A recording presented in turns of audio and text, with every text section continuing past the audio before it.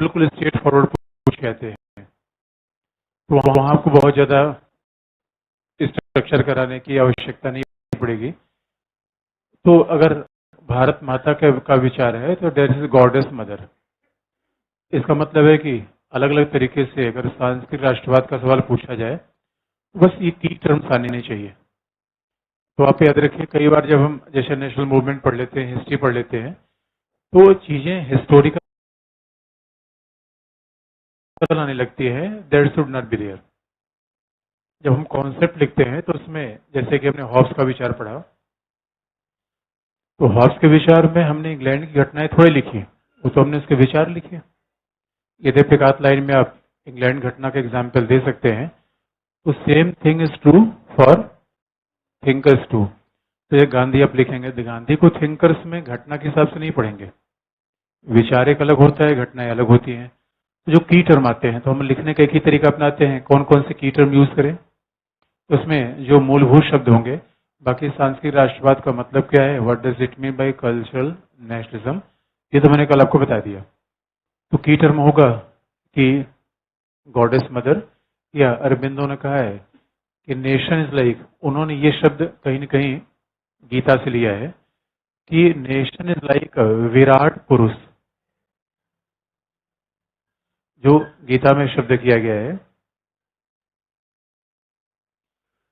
विराट पुरुष, यानी एक जैसे, और विराट पुरुष का जिक्र तब आता है गीता में जब भगवान कृष्ण ने अपना विशाल रूप दिखाया था अर्जुन को। तो दैट विराट पुरुष का मतलब होता है कि kind of nation is like God, मतलब कुछ ऐसा समझ सकते हैं कि राष्ट्र एक स्पिरिचुअल है, आध्यात्मिक है। तो विराट पुरुष का मतलब होता है कि जैसे कि राष्ट्र का अपना एक व्यक्तित्व है, राष्ट्र is like a divine, nation is like a divine spiritual, इसे कहा गया विराट पुरुष।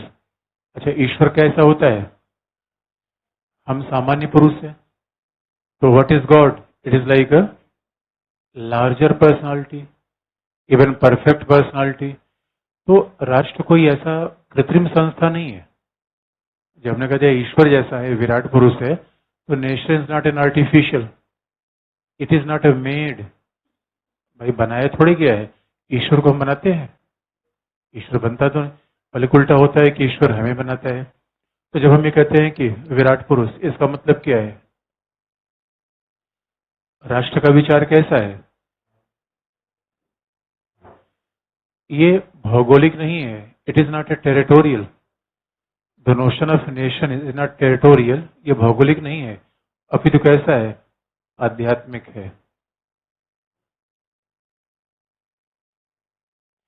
स्पिरिचुअल है, डिवाइन है, दैवी है, ईश्वरीय है, दैट इज स्पिरिचुअल, डिवाइन। तो राष्ट्र ईश्वरीय है, दैवी है। और आप देखेंगे कि इसका मतलब है राष्ट्र का निर्माण भारत में ईश्वर की इच्छा का परिणाम है, ये अरबिंदो की इच्छा नहीं है, न अरबिंदो की इच्छा है, न कुछ लोगों की इच्छा है, बल्कि भारत में राष्ट्र का निर्माण क्या है, it is wish of God. ये और इसलिए बार बार अरबिंदो ने कहा है कि नेशन इज लाइक सनातन धर्म,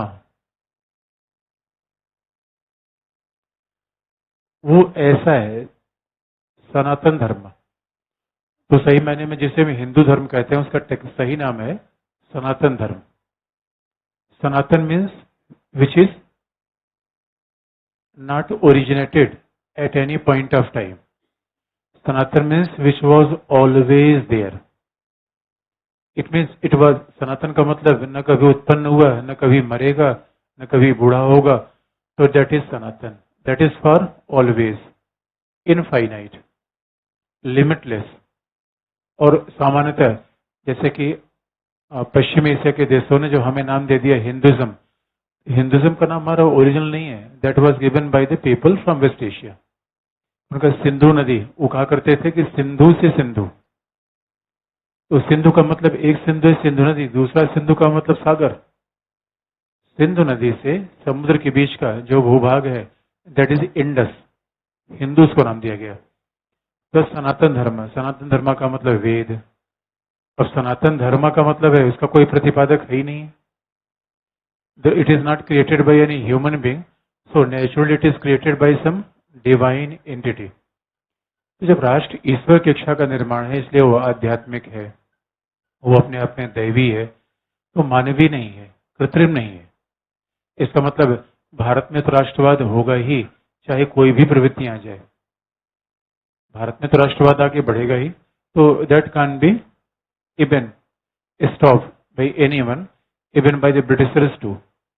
इसलिए आप देखेंगे जब भारत का विभाजन हो गया, जब बंगाल का विभाजन हुआ, पार्टीशन ऑफ बंगाल, अरविंदो ने कहा है it is also wish of God,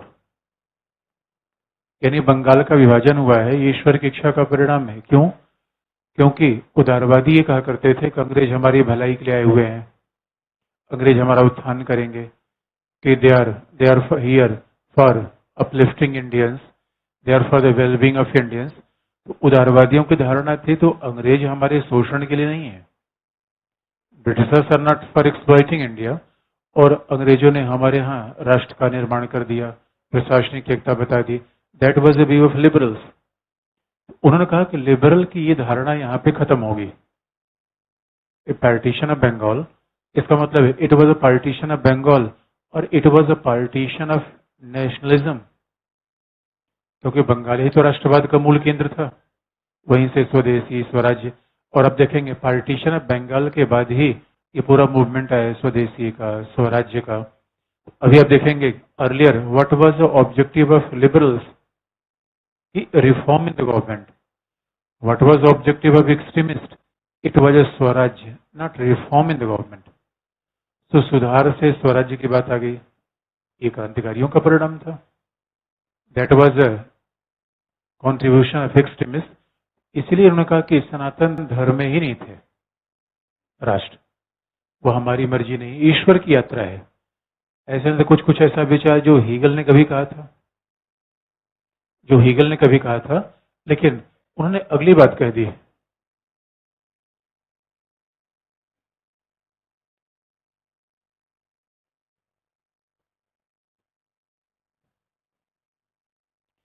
और आप देखेंगे उन्होंने सब कुछ भगवान के ही नाम से छोड़ दिया। जो कुछ भी कहा सब उन्होंने कह दिया कि ईश्वर के नाम से ही। तो जब अरविंदो ने फिर लास्ट में बात कही कि जो भारत का राष्ट्र होगा, जैसे कि आप देखेंगे कि राष्ट्रवाद के उत्थान का अगला परिणाम था साम्राज्यवाद। पहले राष्ट्रवाद आया, first nationalism came into existence and subsequently nationalism paved the way for imperialism and colonialism. जब ब्रिटेन में राष्ट्रवाद आया, यूरोप में फर्स्ट वर्ल्ड वॉर, यानी यूरोप में जब राष्ट्रवाद आया, और माना जाता है कि if you want to trace the origin of nationalism in Europe, that is from Machiavelli onwards. Machiavelli के बाद जो यूरोप में राष्ट्रवाद का विचार पनपा, उस राष्ट्रवाद का परिणाम क्या हुआ? उस राष्ट्रवादी चिंतन से साम्राज्यवाद आगे बढ़ा, उपनिवेशवाद आगे बढ़ा। तो सवाल है कि भारत में भी राष्ट्रवाद आगे बढ़ेगा तो क्या इसका परिणाम ऐसा ही होगा? अरविंदो ने कहा नहीं, क्योंकि याद रखिए जब राष्ट्र डिवाइन होगा, स्पिरिचुअल होगा, आध्यात्मिक होगा, ये शोषण वाला हो ही नहीं सकता। और यहाँ पे इसलिए why Aurobindo is new is new Vedantic tradition, क्योंकि आप देखेंगे न्यू वेदांतिक ट्रेडिशन का सीधा सा मतलब है सर्वम खलु इदम ब्रह्म। This Brahma, Brahma means God, God is even pervasive in this entire world. Everything is a reflection of God और ब्रह्मा। ब्रह्मा का मतलब है कि गॉड है, जो भी whatever you want to say, God, supreme power, metaphysical entity. तो सब कुछ ये ईश्वर की देन है, सब कुछ ईश्वर के द्वारा पैदा किया गया है। और एक बात याद रखिए, that is the basic meaning of spiritualism. Spiritual होना, धार्मिक होने का अलग अलग बात है। अब देखेंगे कि स्पिरिचुअल होने का मतलब है, स्पिरिचुअल होने का मतलब है कि जब आपको पूरी दुनिया में हर चीज डिवाइन दिखने लगे, then you are spiritual. Spiritual होने के लिए किसी वर्शिप करना जरूरी नहीं है, मंदिर मस्जिद में जाने की आवश्यकता नहीं है। Who is spiritual? आपको पंखे में भी भगवान दिखने लगे। No, it's creation of God. Spiritual व्यक्ति भौतिक दुनिया को कभी इनकार नहीं करता। वो ये नहीं कहता कि भौतिक दुनिया बेकार है, ये सब आदमी बेकार है, ऐसा वो कभी नहीं कहेगा। स्पिरिचुअल का मतलब है आपको पानी में भी भगवान दिखने लगे। भाई हमारे यहाँ क्यों ही बताया कि जय गंगा मैया, दुनिया में कहीं नहीं गाएगा जय मिसिसिपी मैया, ऐसा होता है क्या कभी?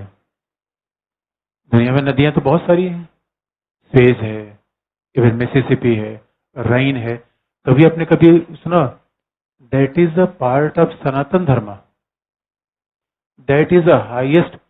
आपने सुना भी होगा कि ये बात क्यों कही जाती है कि India is most spiritual country in the world. ऐसा स्पिरिचुअल, अब सवाल है धर्म है या कल्चर है, डिबेट का विषय हो सकता है। पूरी दुनिया में आज पर्यावरणवाद की धूम मची हुई है कि लोग कहते हैं पर्यावरण बचाओ पर्यावरण बचाओ। पर्यावरण का खात्मा हुआ कैसे? भौतिकवादी चिंतन से। यूरोप में आप देखा मैकियावेली, हॉब्स, मानव स्वार्थी है, फिजिक्स केमिस्ट्री। हमारा जो वेदांतिक ट्रेडिशन है पर फिजिक्स और केमिस्ट्री के द्वारा दुनिया को नहीं समझता, क्योंकि फिजिक्स और केमिस्ट्री का ज्ञान ही सीमित है। और हमारे यहाँ वैज्ञानिकों की सबसे बड़ी प्रॉब्लम क्या है? थोड़ा सा फिजिक्स पढ़ लिया, थोड़ा केमिस्ट्री पढ़ लिया, उनको क्या लगा अब तो मैं सुपरमैन, सलमान का फैन। मतलब ऐसा फीलिंग होता है कि now I am very much educated person, oh my God he is a scientist. अरे साइंटिस्ट का मतलब क्या है? वो दुनिया के ब्रह्मांड की पता नहीं अनंत गाथाओं में बस एक पॉइंट को जानता है। And is claiming that I am a scientist, I am a scientist. Who is a greater scientist? इतना बड़ा साइंटिस्ट, अगर साइंटिस्ट इतने ये दावा करते हैं तो किसी मानव मरे हुए आदमी को जिला दे तो मान जाएंगे दे आर साइंटिस्ट। चंद्रमा पर पहुंच के खुराफात कर सकते हैं, नया चंद्रमा बना सकते हैं क्या? और आप देखिए आज भी अर्थक्वेक आता है तो सब साइंस। अर्थक्वेक, सुनामी, कैटरीना, तूफान है, मानव विवश हो जाता है। इसलिए व्हाट इज स्पिरिचुअलिज्म? पानी है या ईश्वर है? तो फिजिक्स वाले यही मानेंगे पानी है। और what is spiritualism, what is Sanatan Dharma? नदी नहीं है, माँ है। पान, इसको आप नदी समझियो मत, इट इज नॉट रिवर, ये पानी नहीं है। इसे आप देखिए हमारी कल्चर का पार्ट है कि नदियों को, अंग्रेजी इस बात को समझ नहीं पाते थे। जब लोग नदी की पूजा करते थे उनका यार ये क्या मसला है, यहाँ तो केवल चर्च में जाते हैं, ये नदी की पूजा करते हैं, पीपल के पेड़ की पूजा करते हैं, क्योंकि दिस इज अ ट्री और गॉड लिव देयर। बंदर है या हनुमान है? Oh my God, this is a high type spiritualism. और इसलिए आप याद रखिए हमारे यहाँ प्रसाद दिया जाता है। प्रसाद का मूल उद्देश्य, ये प्रसाद क्या है? गेहूं है, चना है, आटा है। वही गेहूं वही चना जब स्पिरिचुअल व्यक्ति देखता है तो क्या है? प्रसाद है, प्रसाद है। और इसलिए अगर प्रसाद गेहूं है, चना है, नदी है, आप भी ईश्वर के प्रसाद ही है। That is spiritual approach. आप किसके प्रसाद हैं? ईश्वर के। आप ईश्वर की आत्मा, ईश्वर के अंश है, ईश्वर ने पैदा किया और आप उसी ईश्वर को भूल गए दोस्तों। और अब आ जाओ कोई, आप इस ईश्वर को भूल गए और आप याद रखिए, और लग कहां गए? व्हाट्सएप में, फेसबुक में। अच्छा, व्हाट्सएप और फेसबुक पर लगना बुरा नहीं है, बस ये समझ लेना कि हम, अच्छा आपके जो बगल में बैठा क्या है? वो भी ईश्वर की संतान है। और जब इतना बड़ा विचार आ जाएगा तो कौन अंग्रेज, कौन इंडियन, कौन हिंदू, कौन मुस्लिम? इसे याद रखिए, सनातन धर्म बिलीव्स इन वाइडर फिलॉसफी, वसुधैव कुटुंबकम। अब जब आप देखिए सनातन धर्म की तो फिलॉसफी इतनी बड़ी है, ये संकीर्ण धर्म की कैटेगरी में आते ही नहीं। धर्म का मतलब है हमारा पूजा पाठ, मंदिर स्थान, ये। देयरफॉर जब हम ये कहते हैं कि स्पिरिचुअल थॉट अरबिंदो का है और राष्ट्रवाद ऐसा स्पिरिचुअल होगा, स्पिरिचुअल राष्ट्रवाद शोषणवादी होगा या एम्पावरमेंट करेगा? That will create empowerment. ये भलाई करेगा, सभी का उत्थान करेगा, सभी का कल्याण करेगा। इसलिए भारत में राष्ट्रवाद मानवता के उत्थान में सहायक होगा। क्योंकि हम क्या करेंगे, दुनिया को कौन सा पाठ सिखाएंगे? सर्वम खलु इदम ब्रह्म। सब में ईश्वर ही तो है, सब में परमात्मा ही तो है। और जब सब में ईश्वर है, परमात्मा है, तो हम किसी को मार क्यों रहे हैं दोस्तों?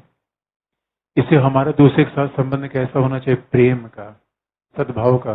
ये मुंबई अर्थों प्रेम नहीं, चलते चलते लब हो जाए ना, ये प्रेम नहीं है, ये भौतिकवाद है। प्रेम में कभी व्यक्ति आजकल कैसे प्रेमी है? जो मेरा नहीं हो किसी का नहीं, अल्लाह पेटेंट करा के बैठा है, मेरा नहीं किसी का नहीं। प्रेम का मतलब है आपको ये फील हो कि that is part of my soul, वो भी ईश्वर की संतान है। इसलिए हमारा सभी के साथ संबंध बंधुता का होना चाहिए, भातृत्व का होना चाहिए, घृणा का नहीं, द्वेष का नहीं।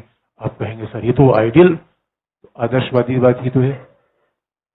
अब जरा सोच के देखिए, इसलिए नव वेदांतिक परंपरा जैसी समानता, ये समानता का विचार है। तो समानता आध्यात्मिक होती है, संवैधानिक। संविधान से समानता बना दी गई कि सब लोग समान है, प्रस्तावना लिख दी गई, हम मानने को तैयार नहीं, मानने को तैयार नहीं। इसलिए सच पूछिए, जो व्यक्ति आध्यात्मिक होता है उसके लिए जाति का, धर्म का, लिंग का, अमीर का, गरीब का भेदभाव होता ही नहीं। और सच पूछिए, सच्चा आध्यात्मिक व्यक्ति ही सच्चा संत होता है, ट्रू स्पिरिचुअल पर्सन। इसलिए ये भारत का राष्ट्र है या अध्यात्मवाद की अभिव्यक्ति है। तो जब भारत का राष्ट्र उठेगा तो दुनिया में साम्राज्यवाद, उपनिवेशवाद, और अरविंदो ने इतना बड़ा विचार दे दिया, तो साम्राज्यवाद, उपनिवेशवाद ये अपने आप खत्म हो जाएगा। और इसलिए आप याद रखिए, आप सच बात यही है, सच बात यही है, जिस दिन आप स्पिरिचुअल हो जाएंगे, स्पिरिचुअल व्यक्ति क्या करता है? कभी किसी पे तेजाब छिड़केगा? एसिड नहीं। स्पिरिचुअल व्यक्ति कैसा होगा? गौतम बुद्ध जैसा, जिसको सब दुनिया अपनी दिखेगी, न कोई पराया है, कोई पराया नहीं, किसी से घृणा नहीं, इसे सभी के प्रति प्रेम हो जाए। और प्रेम दैट इज स्पिरिचुअल होता है, बाहर वाला नहीं, किसी को छूने का मन कर रहा है, ये प्रेम नहीं है, देयर समथिंग एल्स। आजकल का प्रेम कैसा है दोस्तों? ऐसे आजकल का प्रेम है। और याद रखिए, ये प्रेम बहुत दिन तक नहीं चलता, क्योंकि याद रखिए, सच पूछिए, सब मानव जीवन बड़ा ही विकासवान है। What is real Prem? Spiritual. इसलिए आपको जब हर चीज में ईश्वर दिखने लगे, तो जब हर चीज में ही ईश्वर है तो राष्ट्र कौन लाएगा? That is an idea of Aurobindo. तो therefore it is impacted by Bankim Chand. अगला पॉइंट। तो जब आप कुछ लिखते हैं तो कुछ लोगों के नाम भी लिख देंगे। अगला पॉइंट।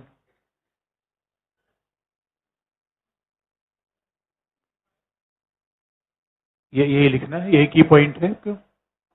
उसके बाद मैंने बता दिया। अच्छा, ये सबको लिखवाना है क्या? अगला पॉइंट। अरबिंदो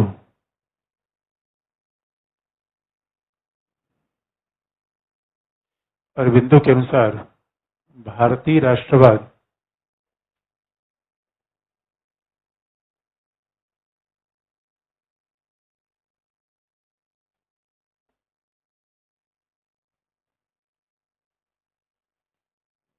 भारतीय राष्ट्रवाद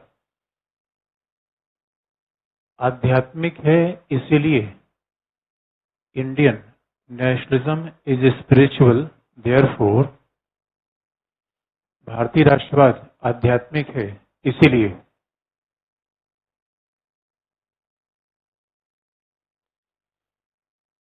भारतीय राष्ट्र मानवता के उत्थान में सहायक होगा। The rise of Indian nationalism, the rise of Indian nationalism will promote harmony, cooperation in the world। भारतीय राष्ट्रवाद मानवता के उत्थान में सहायक होगा और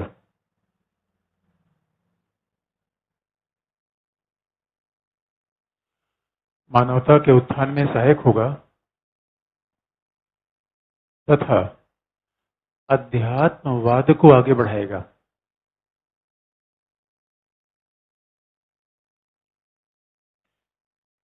Indian nationalism is helpful for spreading the spiritualism.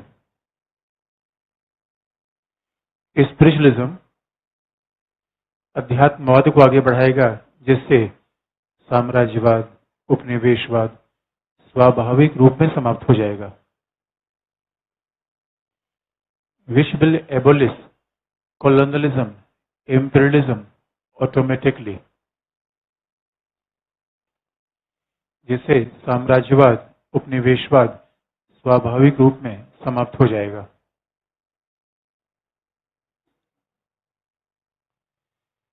Which will abolish colonialism and imperialism automatically.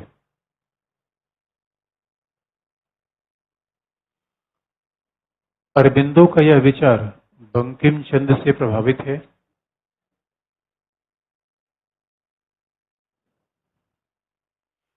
Aurobindo का यह विचार बंकिम चंद्र से प्रभावित है।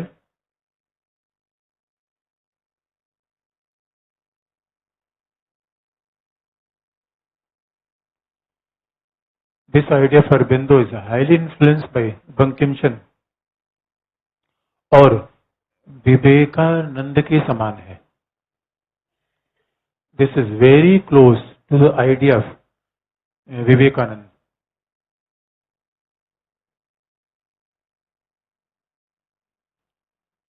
This is very close to the idea of Vivekananda. एक बात आप देख लीजिए कि आप देखेंगे और इन्होंने अरबिंदो ने कहा कि जब भारत का राष्ट्र का उत्थान होगा ये पूरी दुनिया के उत्थान में सहायक होगा। और ध्यान से आप देखिए, Indian civilization is the oldest in the world. लेकिन एक खास बात देखिए, we have never attack anyone. हमने कभी विस्तार का प्रयास नहीं किया। अदरवाइज अंग्रेजों का विस्तार होता है, हमारा विस्तार होता? विस्तार तो हमारा होता। और दैट इज वेरी इंटरेस्टिंग। पहले जमाने में आप देखिए, पहले जमाने में इंग्लैंड में, अब डोंट टेक इट अदरवाइज, लेकिन जो तथ्य है, इंग्लैंड में, यूरोप में ईसाई धर्म था, लेकिन ईसाई धर्म के लोग आपस में लड़ा करते थे। वो सब आपस में लड़ते थे, क्रिश्चियन को लेके, प्रोटेस्टेंट को लेके। There was always in fighting was there between the Christianity. और एक खास बात है, ईसाईयत धर्म में केवल ब्रदर्स उनको माना गया, विच आर क्रिश्चियंस। सामान्यतः जो भाई बहन की कल्पना परंपरागत रूप में, अब यद्यपि बहुत धर्मों में बदलाव हो रहा है, तो हमेशा ये माना गया कि बिकॉज आप देखेंगे कि ईसाई धर्म में माना गया कि brothers and sisters means the people who belong to their own religion. अब कल आप इमरान खान के भाषण को देख, पाकिस्तान किसी मंत्री के भाषण को देखे तो वही कहता है कि 130 करोड़ मुसलमान मुसलमान मुसलमान, यानी पूरा है, they believe in Islamic solidarity. अगर ये तथ्य है। लेकिन अब देखिए, हिंदुइज्म, जब इसलिए विवेकानंद अमेरिका गए और जैसे उन्होंने संबोधन करना शुरू किया, why the people became very happy. उन्होंने कहा कि ब्रदर्स एंड सिस्टर्स, अमेरिकन ये नहीं सोच पाए थे कि दूसरा धर्मावलंबी हमें भाई और बहन कैसे कह सकता है। Because what our philosophy teach, tolerance. विश्व बंधुत्व का विचार आप देखेंगे एक ही पार्ट में बार बार आता है, उसका नाम है कल्चरल नेशनलिज्म। इसमें हमेशा आधिपत्य की बात नहीं, शोषण की बात नहीं, हिंसा की बात नहीं। और अभी स्वाभाविक रूप में क्या है, हर जगह विस्तारवाद की प्रवृत्ति है कि हमारी मान्यता एकमात्र सच है, हमारी मान्यता पूर्ण रूप में सच है। देयरफॉर हिंदुइज्म में हमेशा टॉलरेंस की टेंडेंसी रही है। उसके बहुत सारे एग्जाम्पल आप बाहर भी देखेंगे, अंदर भी। ये जब हमारे यहाँ पे राजनीतिक तौर पे सब चीजें हो ही रही हैं, सब अपने अपने पॉलिटिक्स को आगे बढ़ा रहे हैं, तो धर्म का भी प्रयोग राजनीतिक है, वो विवाद हो सकता है। लेकिन वास्तविक तौर पर अगर इस स्पिरिचुअलिज्म की फिलॉसफी आप देखेंगे तो हमने तो मानवता के बीच ही एकता स्थापित करने का प्रयास किया। इसे सवाल है, ये भारत के राष्ट्र का उत्थान होगा या साम्राज्यवाद, उपनिवेशवाद का समूल खात्मा हो जाएगा। और अब देखिए, चाहे अमेजन के जंगलों में आग हो, चाहे भौतिकवाद की बढ़ती प्रवृत्ति हो, भौतिकवाद से दुनिया त्रस्त है। कहीं गरीबी, कहीं पर्यावरण, समस्याओं का समाधान कहाँ मिलेगा आपको? स्पिरिचुअलिज्म में। और आप खास तौर पे देखेंगे we have always open to the diversities, हमने हमेशा स्वागत किया किसी का भी। अदरवाइज आप देखेंगे भारत में दुनिया का हर धर्मावलंबी रहता है, भारत में दुनिया का हर धर्मावलंबी रहता है। पूरी दुनिया में आप घूम जाइए, ऐसा देश आपको कहीं नहीं मिलेगा पूरी दुनिया में। छुटपुट घटनाओं को छोड़ दिया जाए तो we are living very peacefully, because why our culture teaches that. बल्कि आप देखेंगे हिंदुज्म और इस्लाम भी आपस में मिल के क्या बना, सूफिज्म। जो सूफिज्म क्या है, that is combination of Hinduism Islam. यहाँ पे समस्या नहीं है। इसलिए आप देखेंगे कि that is a cultural nationalism, लेकिन इसकी एक आलोचना भी है जो हम कह सकते हैं। लोगों ने कहा भाई जब कल्चरल नेशनलिज्म की बात आप करते हैं तो सारे एग्जाम्पल तो काली माता की बात, भारत माता की बात, तो हो सकता है कोई धर्मावलंबी इस बात को ना मानता हो। एंड इट इज भाई भारत में तो राष्ट्रवाद कैसी प्रवृत्ति के, भारत में क्रिश्चियंस भी थे, सिख भी थे, मुस्लिम, जैन। तो बार बार जब ऐसे राष्ट्रवाद की बात आप करते हैं तो कैसे आप बाकी धर्मावलंबियों के साथ व्यवहार कैसे करेंगे। लेकिन ये इनके समर्थकों का तर्क ये है कि हम धर्म की बात ही नहीं कर रहे हैं, हम किसकी बात कर रहे हैं, कल्चर। और इंडिया का एक कल्चर है, इसी को सांस्कृतिक राष्ट्रवाद कहा जाता है।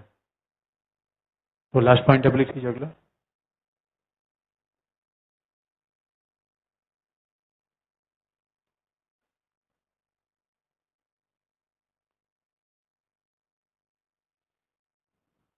अगला पॉइंट,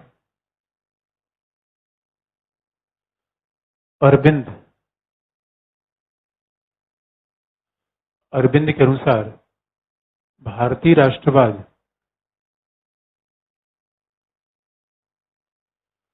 राजनीतिक या भौगोलिक नहीं है। Indian nationalism is not a political और जोग्राफिकल।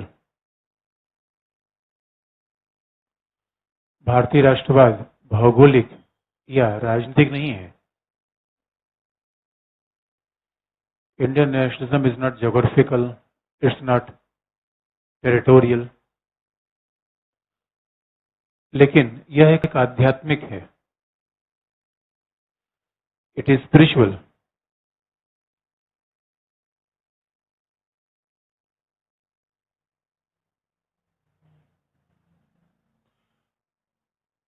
इनका यह विचार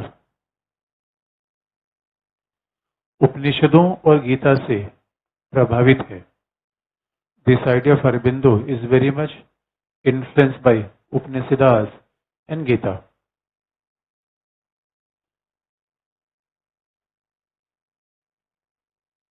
उनका यह विचार उपनिषदों और गीता से प्रभावित है।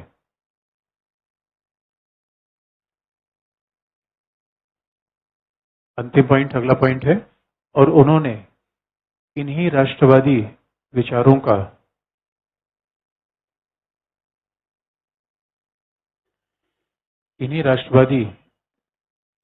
का व्यावहारिक प्रयोग स्वराज्य, स्वदेशी, राष्ट्रीय शिक्षा के रूप में किया। The practical use of this nationalist idea, इन्हीं विचारों का व्यवहारिक प्रयोग स्वराज्य, स्वदेशी, राष्ट्रीय शिक्षा के रूप में किया। Practical use of this nationalist idea was practiced in form of Swaraj, Swadeshi, self-rule,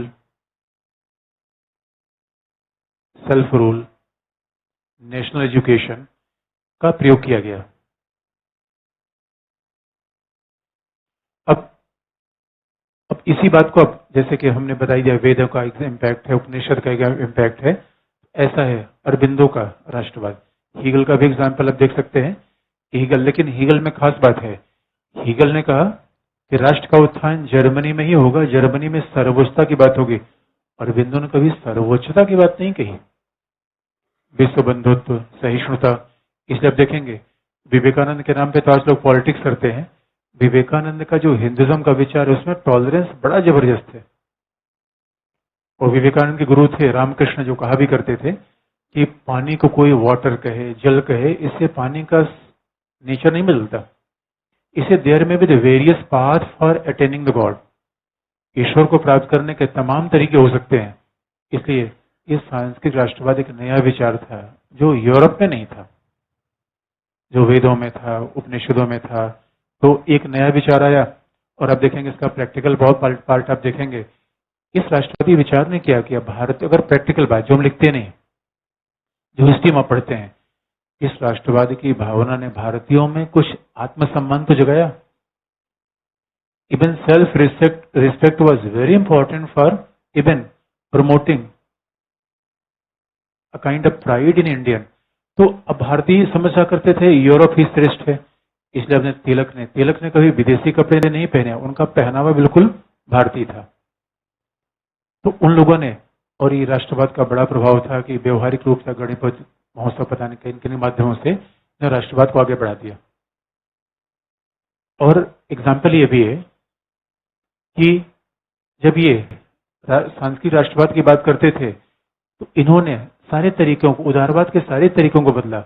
उदारवाद का विरोध कैसा था, संवैधानिक, उन्होंने कहा ना संवैधानिक नहीं, स्वदेशी स्वराज्य बाइकॉट, कॉन्स्टिट्यूशनल नहीं। इनका गोल रिफॉर्म नहीं, स्वराज्य हो गया।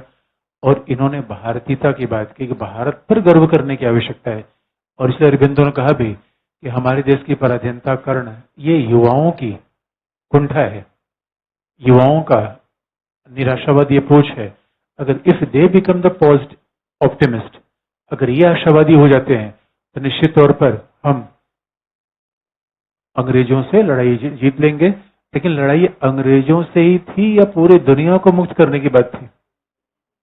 इसलिए कई बार आप देखते हैं ये बात लोग कहते हैं भारत विश्व गुरु बनेगा, भारत विश्व गुरु बनेगा। तो विश्व गुरु बनेगा विचारों से, आधिपत्य से नहीं, लड़ाई से नहीं, शोषण से नहीं। और विचार कौन है, विश्व बंधुत्व। और इससे एक बार निबंध आया था कि हमें भारतीय होने पर गर्व क्यों होना चाहिए, दैट इज रीजन, सहिष्णुता, टॉलरेंस, विश्व बंधुत्व, अध्यात्मवाद, भौतिकवाद, ये पूरी दुनिया को हमने सिखाया। और यकीन मानिए आज भी जब दुनिया में कोई गुरु की तलाश में आता है तो वो भारत की जमीन को एक बार तलाश करते हैं। कई बार गुरु मिलता है, कई बार गुरु घंटाल मिल जाते हैं, that is a problem. And you will be surprise know that the chairperson of उसका नाम कौन है, एप्पल का, Steve jobs. Steve jobs Uttarakhand में है, उत्तराखंड में नीम करौली का टेम्पल है, अभी भी वहां पे नैनीताल के बगल में है। स्टीव जॉब्स बहुत डिप्रेशन में थे, जब उनको लगता दुनिया बिल्कुल, कई बार हमारे भी जीवन में ऐसा होता है, बहुत डिप्रेशन में थे, उनको लगता दुनिया में कुछ है ही नहीं, दुनिया खत्म हो जाएगी। देन ही केम इन नैनीताल, और वहां पे नीम करौली, अभी वहां पे टेम्पल है, बड़ा अच्छा टेम्पल है वहां पे। तो लोग बताते हैं कि जब वो जाने लगे स्टीव जॉब्स तो उनका कि बाबा कुछ प्रसाद नहीं दोगे, तो बाबा सेब खा रहे थे, आधा कटा था, वही सेब दे दिया। और then Steve Jobs become very successful person. इसलिए एप्पल का लोगो क्या है, वही Apple. That is a spiritual impact of India. India इसके लिए जाना जाता है। लेकिन आजकल तो बाबा भी ऐसे घोटालेबाज हो गए दोस्तों, प्रॉब्लम आ गई। तो हर चीज का डिजनरेशन तो होता ही है। ये उनका राष्ट्रवाद था, ये सांस्कृतिक राष्ट्रवाद। लेकिन अरबिंदो के जीवन का दूसरा चरण, नेक्स्ट हेडिंग चेंज कर लीजिए, बताइए।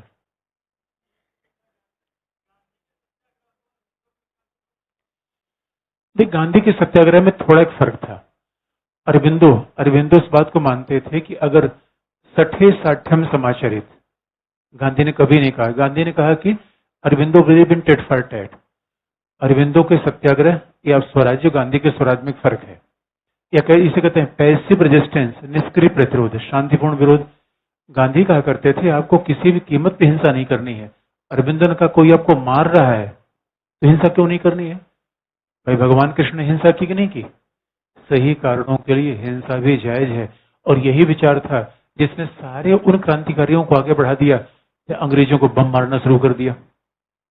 उनका शर्म नहीं आती, मुट्ठी भर लोग आके तुम्हारे पर शोषण कर रहे हैं, युवा हो कि तुम बैठे हुए हो भारत माता को नोच रहे हैं, शर्म आती है यार, तुम लोग जवान आदमी हो, ऐसे काम कर रहे हो, उनका क्या करेंगे, बम मार दो। इसे आप याद रखिए, एक्सट्रीमिस्ट इन्हीं लोगों ने वो विचार दिया जिससे भारत में क्रांतिकारियों का उद्भव हुआ। और क्रांतिकारियों ने कम से कम अंग्रेजों को मारकर ये तो बता दिया कि दे आर नॉट इनविंसिबल, वो अजय नहीं है। और 1906 में जब रसिया को जापान ने पीटा, ये धारणा मिथ हो गई, European are the most superior, क्योंकि यूरोप ने यही धारणा फैलाकर भारत पे साम्राज्यवाद स्थापित कर लिया था। और अरबिंदो वैचारिक धारणा को तोड़ना चाहते थे। नो, वी आर सुपीरियर, कि हम सिविलाइजेशन तो रियल हमारे यहाँ।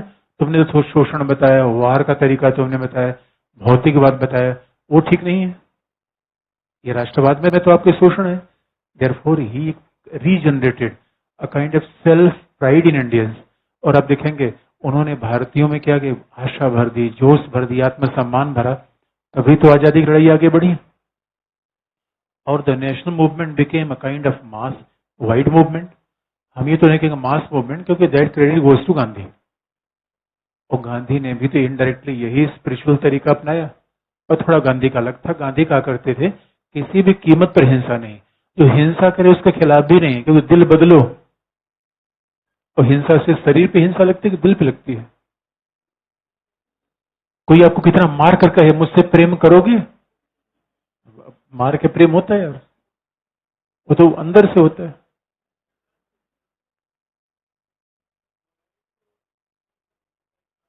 मोरलिटी एंड अहिंसा। हिंसा क्या? हम नहीं समझ पाया प्रश्न क्या पूछ रहे हैं।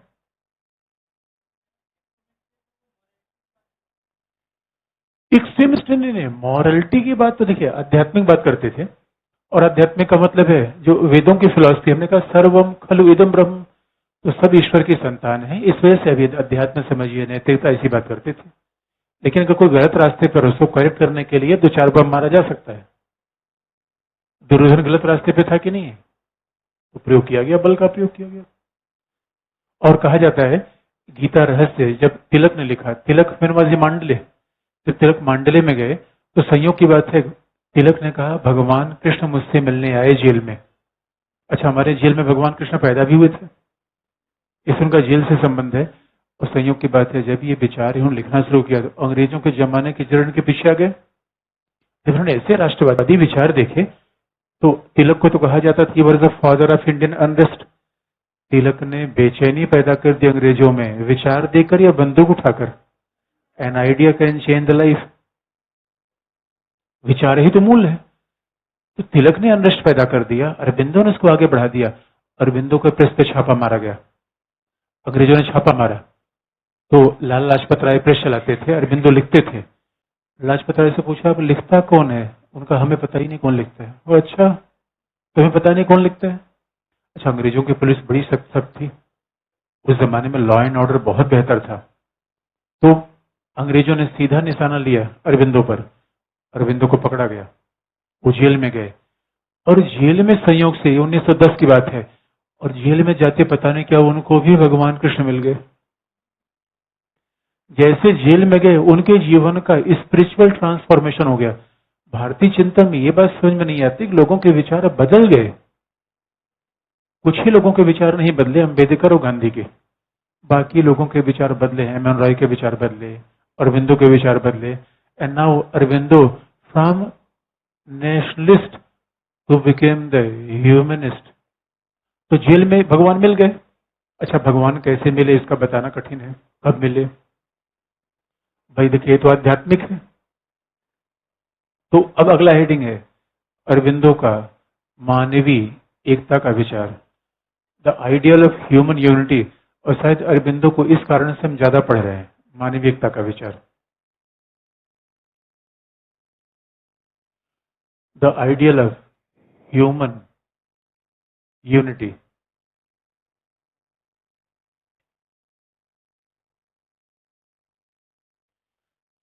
मानवीय एकता का विचार।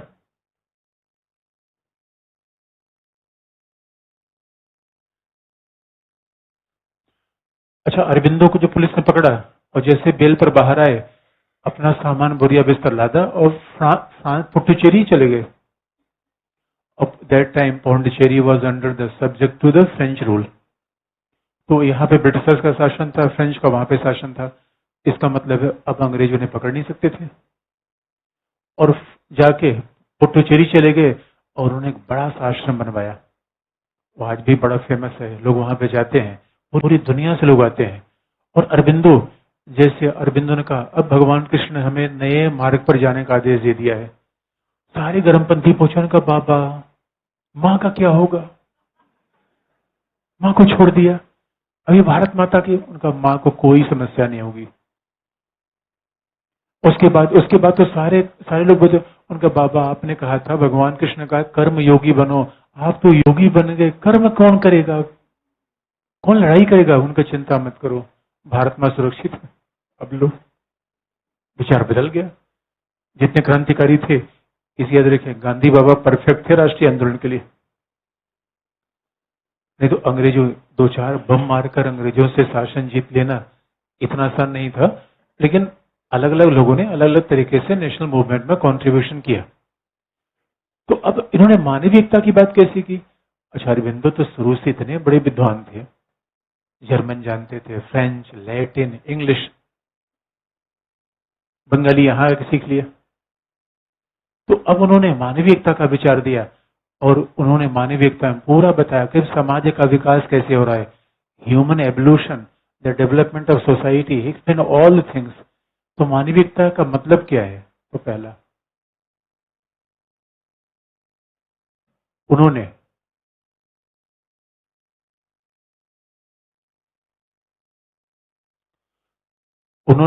समाज के विभिन्न चरणों के विकास की व्याख्या की। He explained the various stages of evolution of society. उन्होंने समाज के विकास के विभिन्न चरणों की व्याख्या की। He explained the various stages of evolution of society, जिसमें पहला स्टेज समाज के विकास का होता है सिंबॉलिक, सांकेतिक।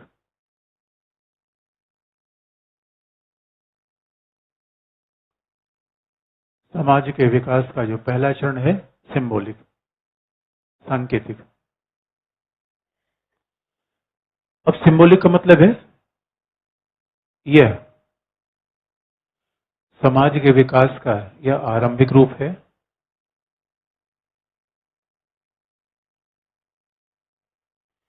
This is the initial phase of development of society.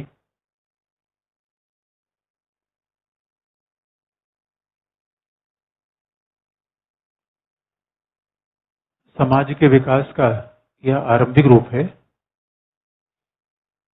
जहां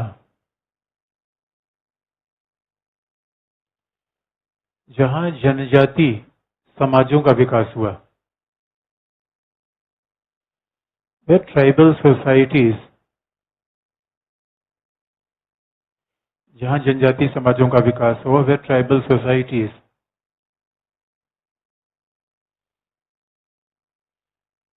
tribal societies existed in the various parts of the world, कि जहां पे जनजाति समूह का उद्भव हुआ। और वाइट वॉज सिंबॉलिक, क्योंकि जनजाति समूह के द्वारा अनेक संकेतों के आधार पर जीवन चलता था, परंपराओं के आधार पर जीवन चलता था। तो that was the initial beginning of society and civilisation.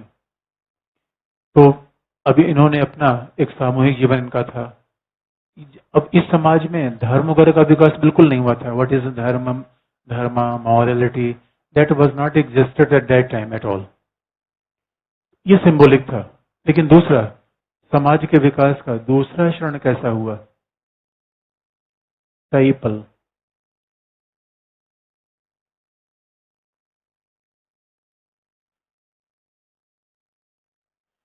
अब टाइपल को आप कह सकते हैं कि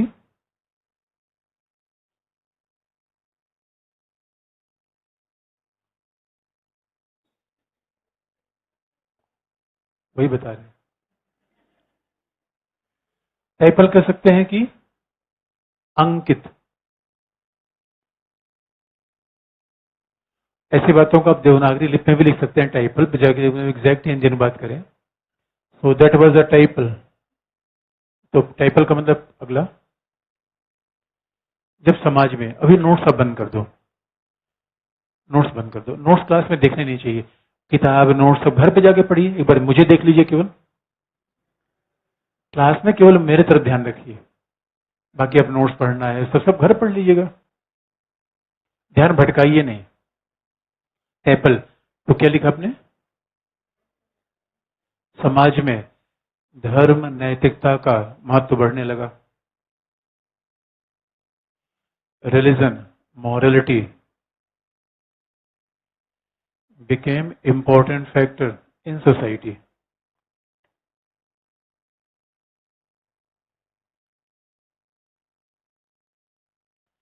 समाज में धर्म और नैतिकता का महत्व बढ़ने लगा और समाज के नियंत्रण के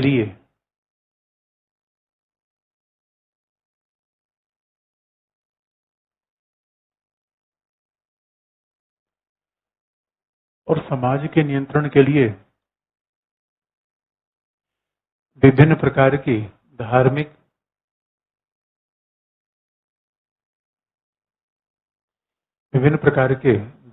ग्रंथों का भी निर्माण हुआ।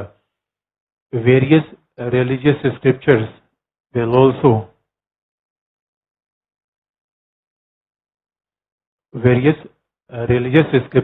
also form for regulating the societies. समाज को नियंत्रित करने के लिए विभिन्न प्रकार के धर्मों का भी निर्माण हुआ, नैतिकता का निर्माण हुआ, morality became important, religion became important. अच्छा, इसको अगर देखना हो तो पढ़ने की आवश्यकता नहीं है। अंडमान में आप जाइए, अंडमान में जो सोसाइटी है, there is nothing like religion, morality, वहां ऐसा धर्म वगैरह नहीं है। कुल मिला के एक समाज में बिल्कुल आदिमकालीन जीवन, इट्स लाइक प्रिमिटिव सोसाइटी। तो जिसे प्रिमिटिव कम्युनिज्म मार्क्स ने कहा था, वही अरबिंदो क्या है? सिंबॉलिक। और जिसे एक तरीके से ऐसा लिखिएगा मत, क्योंकि किसी विद्वान ने कंपेरिजन नहीं किया है, हम एक एग्जाम्पल आपको बता रहे हैं समझने के लिए। हम रेफरेंस में खास तौर पे वही बात करते हैं जो सम ग्रेट स्कॉलर है सेड। अपने से कोई बात लगी, एग्जामिनर को पसंद आए ना, उसमें घाटे की संभावना ज्यादा होती है। तो हमें हमारी कोई बात एथेंटिक होनी चाहिए, बस ऐसे हवा में नहीं। तो टेबल, और उसके बाद आप देखेंगे, अब मान लीजिए it was like a slavery, दासव युवा था। उसके बाद जो समाज बढ़ा, इट वॉज ए कन्वेंशनल। उसके बाद समाज परंपरागत समाज आया, कन्वेंशनल।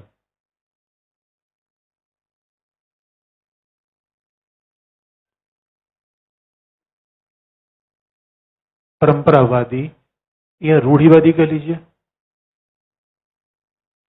Conventional societies.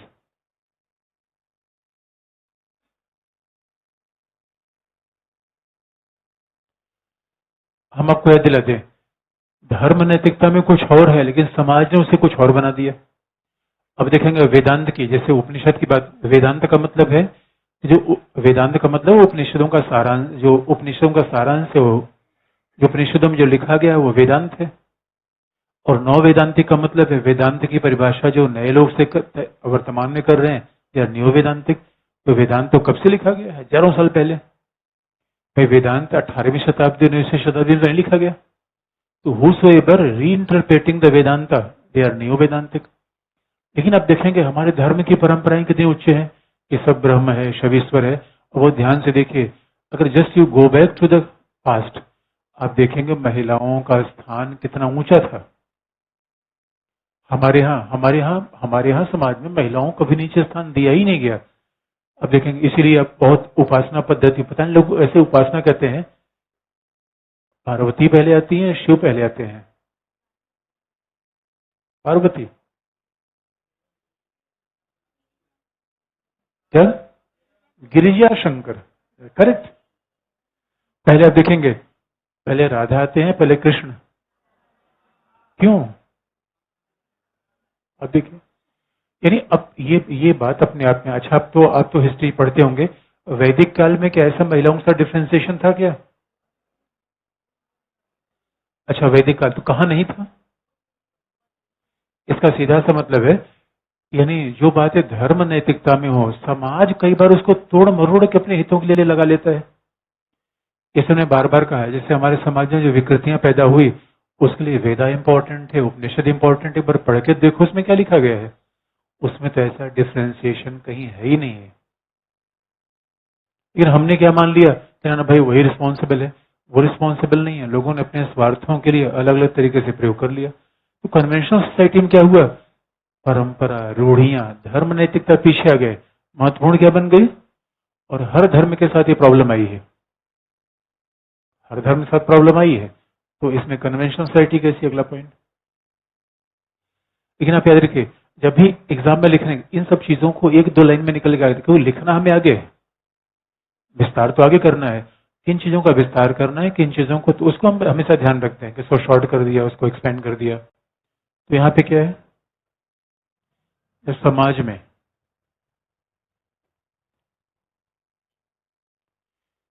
विभिन्न प्रकार की परंपराएं, रूढ़ियां,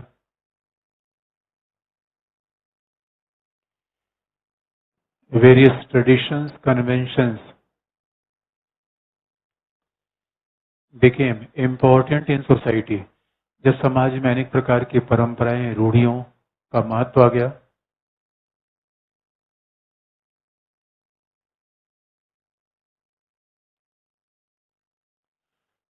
और समाज में विषमता को भी व्यवस्थित कर दिया गया।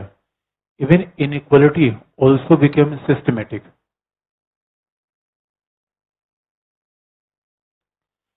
समाज में विषमता को भी व्यवस्थित कर दिया गया।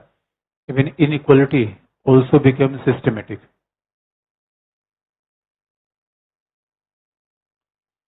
समाज में विषमता को व्यवस्थित कर दिया गया, दैट वाज अ कन्वेंशन।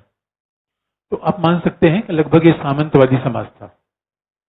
अगर हम सामान्य कंपैरिजन करें, जो भी आपने पढ़ा, कैसे सोसाइटी का डेवलपमेंट हुआ, और उनका जो ध्यान मुख्यतः था, जब अरबिंदो लिख रहे थे, अरबिंदो पढ़ने गए थे लंदन में, तो उन्होंने जब इंग्लैंड में पढ़ाई भी की, तो उन्होंने देखा है जिस नए समाज का उद्भव इसके बाद हुआ, चौथा नंबर, उन पर उनका खास ध्यान था, इन पे नहीं। अब कोई विद्वान जब अपनी बात कहता है, थोड़ा सा जैसे मार्क्स का मूल ध्यान किस पे था, पूंजीवाद पे। तो जब भी आप मार्क्स को लिख रहे हैं तो बाकी चीजों को शॉर्ट करिए, एक लाइन में लिख के आगे निकल जाइए, फोकस हो कैपिटलिज्म। अब ये लिखने का तरीका होता है। तो यहाँ पे भी अरबिंदो का ध्यान जो चौथे स्टेज में समाज होगा, दैट इज इंडिविजुअलिस्टिक रेशनल, जो व्यक्तिवादी तार्किक समाज आया। तो ये समाज कैसा था, इंडिविजुअलिस्टिक एंड रेशनल।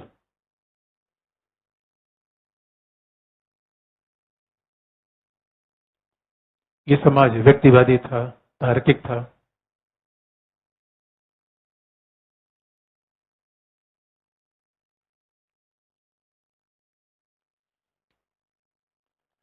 अब आपको बता दें, व्यक्तिवादी समाज, तार्किक समाज किसकी देन है, उदारवाद।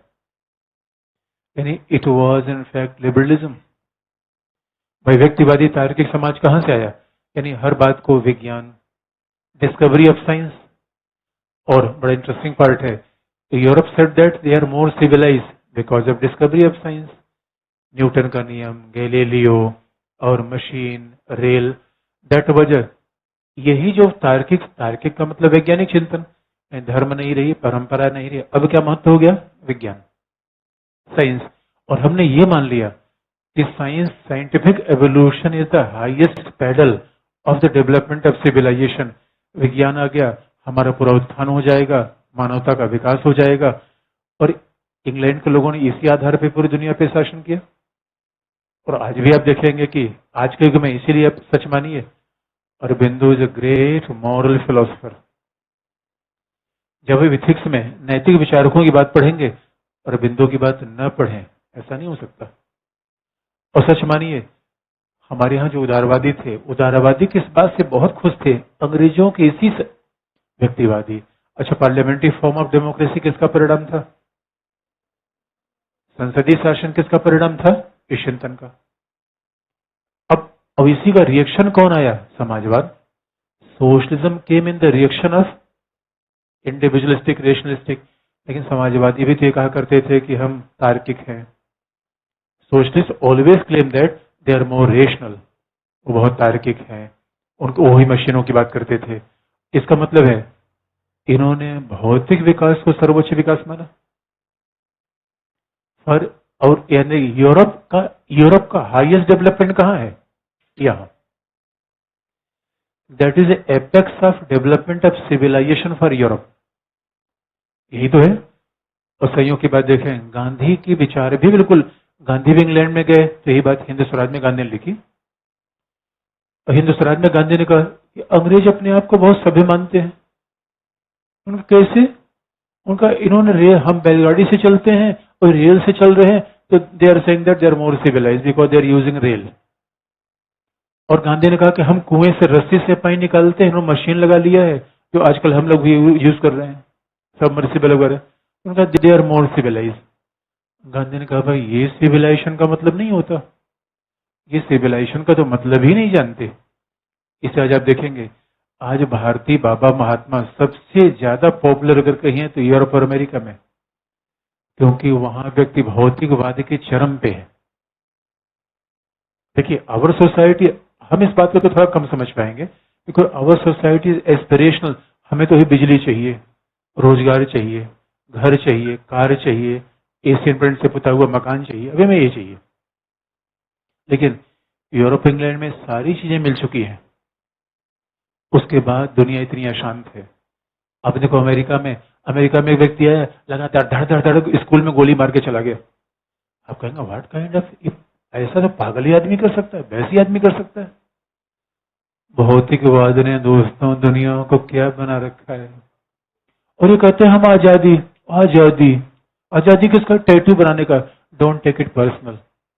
किसी ने टैटू बनाया तो मैंने देखा नहीं है, बस ये ध्यान रखिए। तो आप इसको मतलब से यार सर मैं कभी व्यक्ति विशेष की बात तो करता ही नहीं। अब संयोग से उदाहरण किसी पर फिट हो जाए तो वो उसके लिए नहीं है, इट्स मेयरली कोइंसिडेंटल। अब जरा सोच के देखिए अंग्रेजों ने आजादी क्या सिखाई? और दोस्तों वो आजादी वहां तक जाएगी, समलैंगिकता के अधिकार। क्या है आजादी?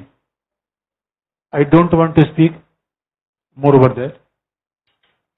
अब लेकिन दोस्तों यहां तक हमारी आजादी चली गई, अब क्या है, कभी भी जीवन में 10-10 विवाह कर लेना, आजादी। क्या सिखाया? आजादी। विज्ञान। अब बताइए लोग, अब जरा व्हाट्सएप फेसबुक से बच्चों के जीवन पर क्या प्रभाव पड़ रहा है? जो चीजें बहुत बाद में देखनी चाहिए वो पहले देख ले रहे हैं। हो रहा है कि नहीं हो रहा है? कमाल की बात है यार, बचपन तो खो गया। कार्टून देख देख के बच्चे बड़ों जैसी बातें करने लगे। बच्चे अगर बड़ों जैसी बातें करने लगे इसका मतलब समथिंग डेंजरस। इससे खुश होने की आवश्यकता नहीं है, बच्चे बच्चे ही जैसी बात करें। इसलिए बड़ा इंटरेस्टिंग पार्ट है दोस्तों। Oh my God, there was a blender. और हम, यूरोप ने कहा हम सबसे ज्यादा विकसित, हम सबसे ज्यादा। और एक बात यकीन मानिए, अगर आपको देखिए दुनिया में अवसर कई हैं दोस्तों, अगर आपको कभी बाबा महात्मा बनने का मन करे, बड़ा अच्छा काम है। अब बस यूरोप में हमारे बाबा महात्मा इतने लोकप्रिय क्यों हैं? वो जाके बस इतना कह देते हैं शराब नहीं पीना चाहिए। अरे यार व्हाट अ वंडरफुल पर्सन, शराब भी ना पिए जीता है। वहां यही कह देना बहुत बड़े बाबा होने का निशान है पहला। वहां नशीला, oh my, drug traffic, oh drug addiction is spoiling the entire Europe and America. Drug addiction भयंकर है। युवा बिल्कुल परेशान, युवा तो रोबोट जैसा है वहां पे। वो केवल गैजेट सिर्फ झोला टांगा। आपने वो ध्यान से देखा होगा, वेस्ट का आदमी आता है परिवार के साथ आता है, अकेले आता है। और अकेले ऐसा होता है, फ्लाइट में बैठा, एक जर्मनी से कोई आ रहा है, दूसरा इंग्लैंड से, फ्लाइट में ही शादी कर लिया। जब तक इंडिया मेरे के साथ साथ रहेगा, उसके बाद वो जर्मनी स्पेन। आजा और याद रखिए दोस्त, ये आजादी है। और आपको याद दिला दें, अगर आप दुनिया में, यानी यूरोप ने एकता का विचार सिखाया, यूरोप ने एकता का विचार सिखाया, लेकिन माध्यम क्या बताया? राजनीतिक, आर्थिक। WTO आज फेल हो रहा है, नहीं हो रहा है? WTO बना था कि we want to manage the entire economy, but WTO is looking for the managing of entire economy. पूरी अर्थव्यवस्था का नियंत्रण होगा, हम टैरिफ लगाएंगे। यूरोपियन यूनियन बना था एकता के लिए। European union is a political symbol of unity, now it's crumbling. WTO is economic symbol of unity. Now it is in distress. इसलिए राजनीति एकता पैदा करेगी या पॉलिटिक्स डिवीजन पैदा करती है? पॉलिटिक्स डिवीजन पैदा करती है। और आपको ये भी दिला दें, इकोनॉमी कभी एकता पैदा करती है? इकोनॉमी तो झगड़े का मूल कारण है। इसे सही एकता यूरोप समझ ही नहीं पाया। जब तब ये पूछा गया अरविंदो से कि ना ये इसकी बेकार है, हमें कहा नहीं है, अच्छी बात है। ये science is very good, scientific development is important, लेकिन विकास का सर्वोच्च स्तर ये नहीं है।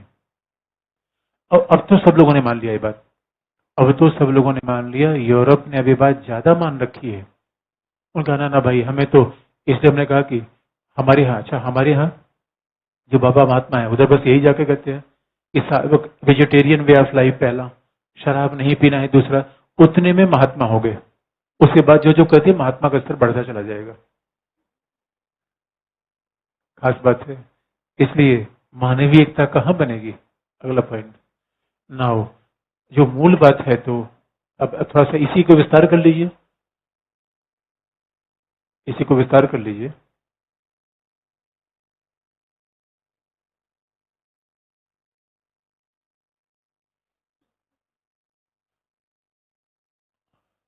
विवेकानंद की भांति, जस्ट लाइक विवेकानंद,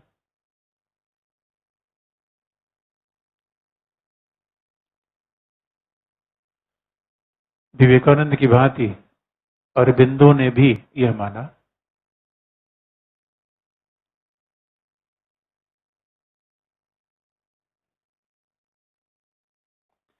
कि वैज्ञानिक विकास, scientific development, just like Vivekanand, Aurobindo also accepted that scientific development is not the supreme stage of development. वैज्ञानिक विकास विकास की सर्वोच्च अवस्था नहीं है।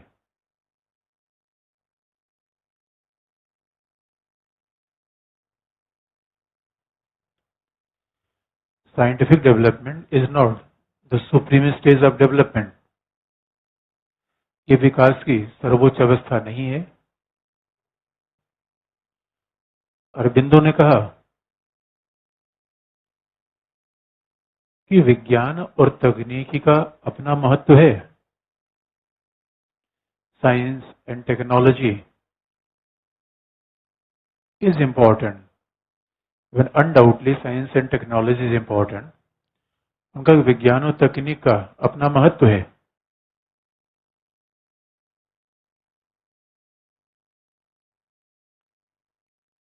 विज्ञान और तकनीक का अपना महत्व है, इसीलिए उन्होंने इसे अस्वीकार नहीं किया।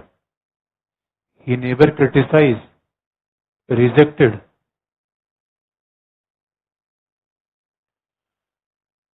the scientific development of Europe. उन्होंने यूरोप के वैज्ञानिक विकास को कभी भी पूर्णतः अस्वीकार नहीं किया, आलोचना नहीं की। He never criticized or outrightly rejected the scientific development of Europe.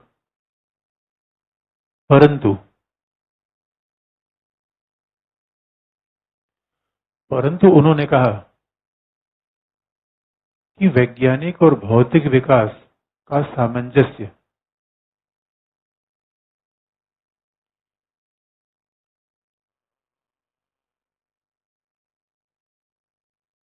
आध्यात्मिक विकास के साथ होना चाहिए। वैज्ञानिक और भौतिक विकास का सामंजस्य आध्यात्मिक विकास के साथ होना चाहिए।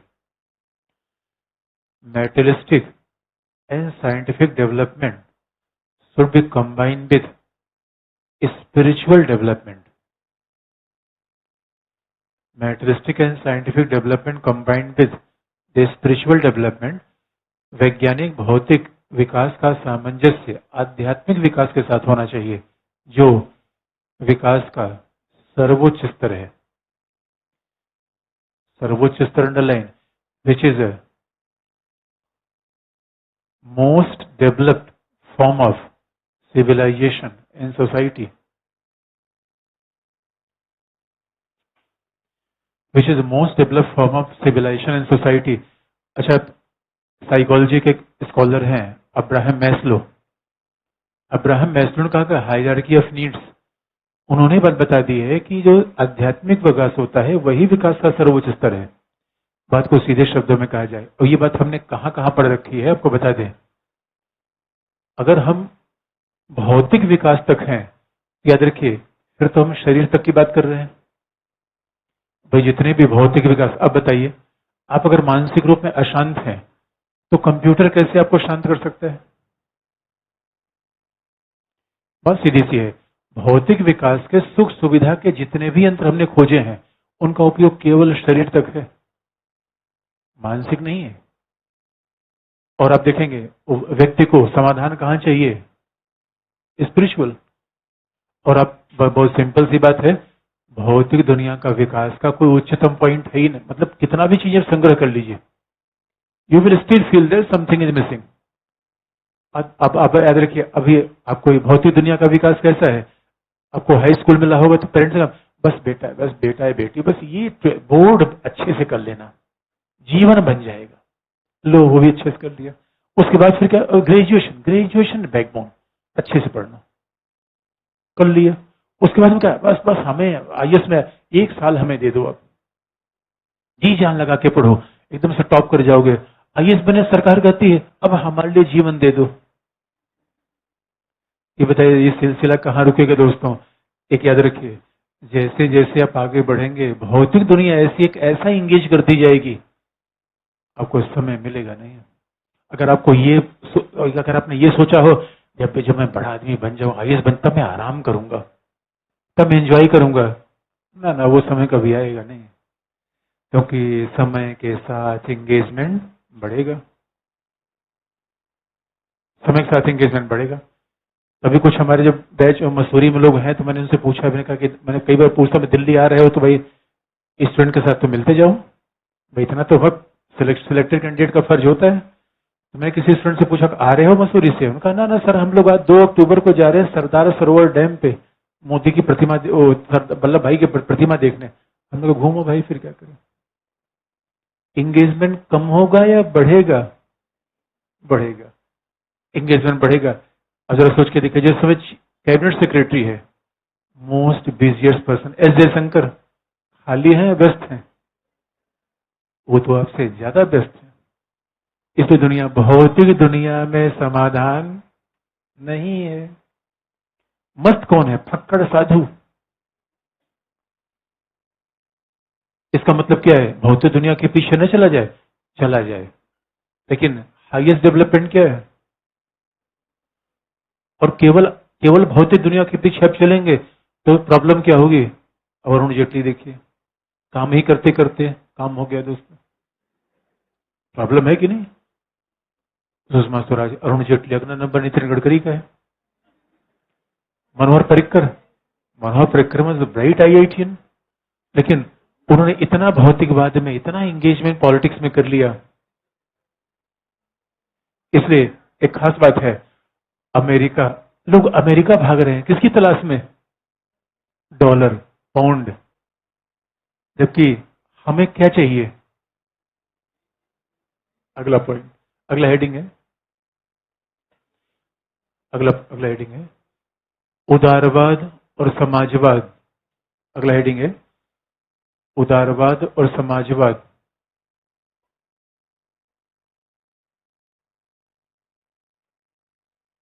की विसंगतियों को उजागर करना, the drawbacks of liberalism and socialism. उदारवाद और समाजवाद की विसंगतियों को उजागर करना, drawbacks of liberalism and socialism. पहला, उनके अनुसार उदारवादी समाजवादी विचारधारा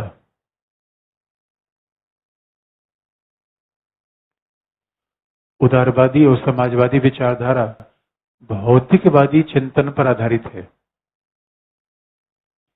entire liberal and socialist ideology is based on materialism, scientific, समूची उदारवादी और समाजवादी विचारधारा भौतिकवाद पर आधारित है। Entire liberal and socialist philosophy is based on the materialistic ideology. भौतिकवाद पर आधारित है। उदारवाद ने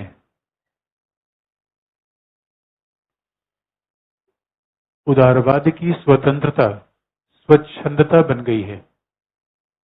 liberty of liberalism is change into licence. उदारवाद की स्वतंत्रता स्वच्छंदता बन गई है।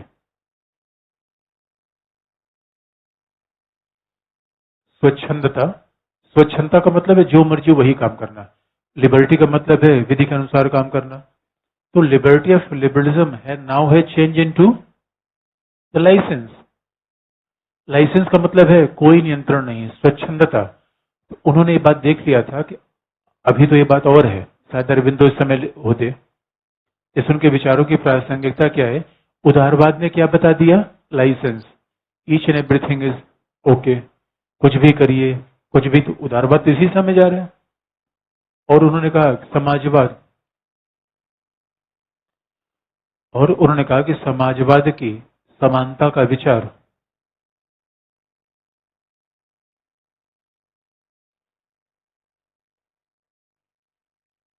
इसलिए समाजवाद की समानता का विचार कृत्रिम है। The equality of socialism is an artificial underline. समाजवाद की समानता का विचार कृत्रिम है।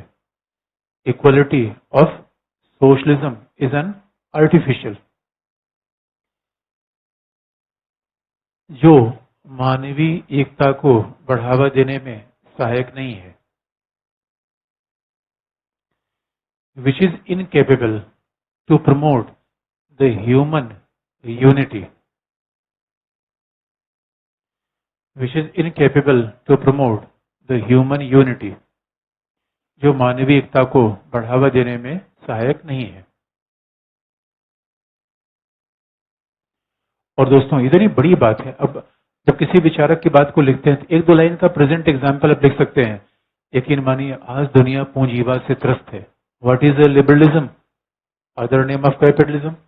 आज पूरी दुनिया पूंजीवाद से त्रस्त है। उपभोक्तावाद ऐसे चरम पे आ गया है कि entire world is facing crisis from capitalism.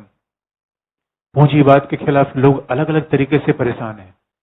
जहां पे पूंजीवाद है वहां कहीं पर्यावरण की समस्या, कहीं परिवार टूटा, कहीं नशाखोरी, कहीं गरीबी, अलग अलग उसके इम्पैक्ट आ रहे हैं। समाजवाद ध्वस्त हो गया 91 में, समाजवाद ध्वस्त हो गया। इसलिए वी आर नीड, और हमने पहले बता दिया WTO खस्ता हालत में है, यूरोपियन यूनियन प्रॉब्लम में है। तो सवाल यह है अभी तक आप देखेंगे यही तो है कि वाइट्समैन बर्डन का विचार यूरोप ने जो बता दिया, इंग्लैंड ने बता दिया कि we are blindly following that ideology.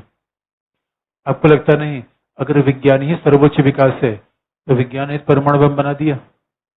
और वो ध्यान से देखिए, the history of Indian civilization है 5000 ईयर्स ओल्ड, लेकिन हमने प्रकृति के साथ कैसा सामंजस्य बना के चला। लेकिन जैसे यूरोप को फॉलो करना शुरू किया, अब देख लीजिए, the best combination between the human nature and this wild life is seen in the Indian continent. अभी हम देखा होगा वाटर कंजर्वेशन का तरीका हम इजराइल से सीख रहे हैं। इससे बड़ा दुर्भाग्य क्या होगा, गांव गांव में तालाब थे।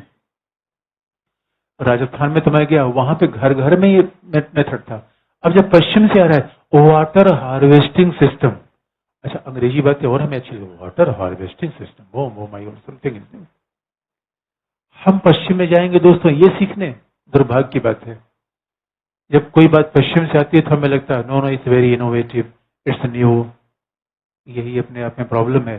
अदरवाइज आप देखेंगे हमने क्या कॉम्बिनेशन बना के रखा था, हरित क्रांति की या लोगों को कैंसरस बना दिया। अब पश्चिम क्या कर रहा है, पश्चिम फिर उसी बात पे लौट के आ रहा है, यार ना ना ना ना ये तो ग्रीन रेवोल्यूशन है, डेंजरस। जब लोगों को ये सब पंजाब का पूरा बेल्ट आप देखेंगे, आप अमृतसर की शताब्दी, बाकी आप देख लीजिए पूरा ट्रेन कैंसर पेशेंट से भरी पड़ी है, कैसे आ गया? Is it development? This is the result of blind following of the West. अब देखिए पहले हमारा कितना सही डेवलपमेंट, कुल्हड़ का यूज करते थे, पत्तों का use, plastic plastic, oh my God, सब हमने गार्बेज बना दिया नेचर को। माँ के साथ कैसा दुर्व्यवहार कर दिया दोस्तों, ये धरती है या माँ है? क्या किया हमने माँ के साथ, देख लीजिए। अभी हमारा आध्यात्मिक चिंतन था, और पश्चिम क्या करता है? पश्चिम तो धरती को माँ नहीं मानता, मशीन मानता है। Human being is machine. Hobbes ने क्या कहा? Machine. Human being is machine, land is machine. खोदो खोदो, ले लो, अपने प्रयोग करो, खाओ पियो तो मौज उड़ाओ फिर। इसलिए देखा, अब पश्चिम किस बात पर आ रहा है? Organic farming, organic farming. अरे बावरेपन की हद हो गई, ये तो हमारे यहाँ पहले से था। ऑर्गेनिक फार्मिंग किसने चौपट की? ये आधुनिक चिंतन, वैज्ञानिक चिंतन। ओह माय गॉड, अजीब सी बात आपको नहीं दिख रही है? और हमने आपको क्या मान लिया? We are less develop, we are less civilize. हम ज्यादा सिविलाइज नहीं है, ये ज्यादा सिविलाइज है। लौट के बुद्धू घर को आए। इसलिए मानवीयता इससे तो नहीं बनेगी। और आज किससे बनाने का प्रयास किया जा रहा है?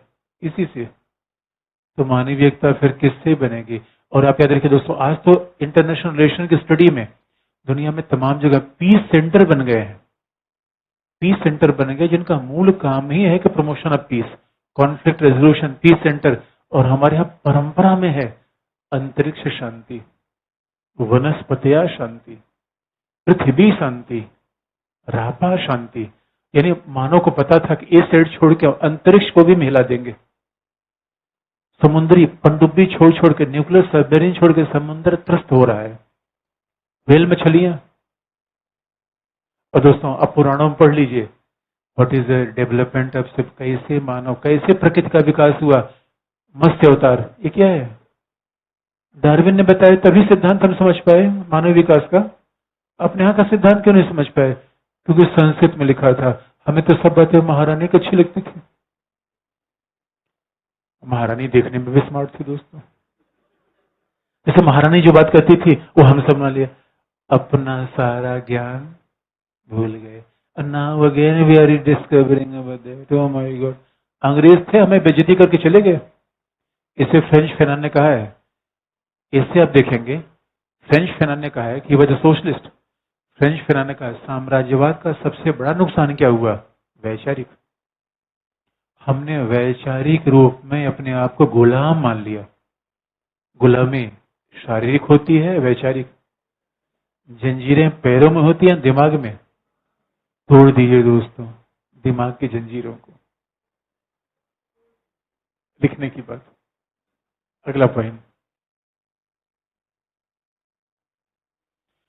आपने देखा होगा कि एक बार ऐसे आया था, औपनिवेशिक चिंतन देश के विकास में सबसे बड़ी बाधा है। औपनिवेशिक चिंतन क्या है? उदारवाद। औपनिवेशिक समाजवाद। औपनिवेशिक चिंतन क्या है? विज्ञान तक। अरे अपना भी तो कुछ लाओ।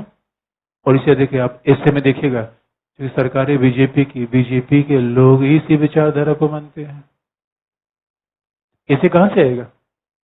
राष्ट्रवाद कैसे होगा? नहीं होगा। इसे लेकर औपनिवेशिक चिंतन दे हमारे यहाँ आजादी के बाद से। अब ये मत लिखिएगा नेहरू का चिंतन कैसा था। नेहरू तो यही कहा विज्ञान विज्ञान विज्ञान। इसे गांधी ने कहा भी, Nehru you were still stranger to India, तुम इंडिया को जानते नहीं। गांधी भारत को ज्यादा जानते थे, उदारवादी और समाजवादी हम माओवादी तमंचे पर डिस्को कर रहे थे, खत्म हो गए। और यूनिवर्सिटी में SFI आयसा जिंदाबाद, लिख लीजिए। आध्यात्मिक एकता। अरविंदो का विचार कैसा था? स्पिरिचुअल यूनिटी है पहला पॉइंट। हेडिंग हित है, यानी मानवीय एकता। मानवीय एकता कैसी होगी? आध्यात्मिक, that is spiritual human unity. 5वां स्टेज यही तो है, हाईएस्ट डेवलपमेंट।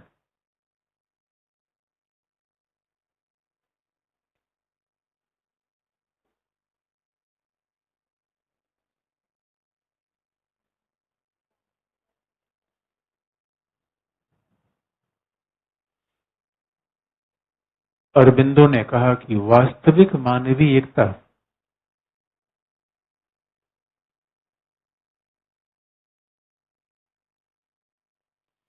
वास्तविक मानवीय एकता आध्यात्मिक और आत्मिक होती है। Real spiritual unity lies in soul and it is spiritual. वास्तविक एकता आत्मिक और आध्यात्मिक होती है।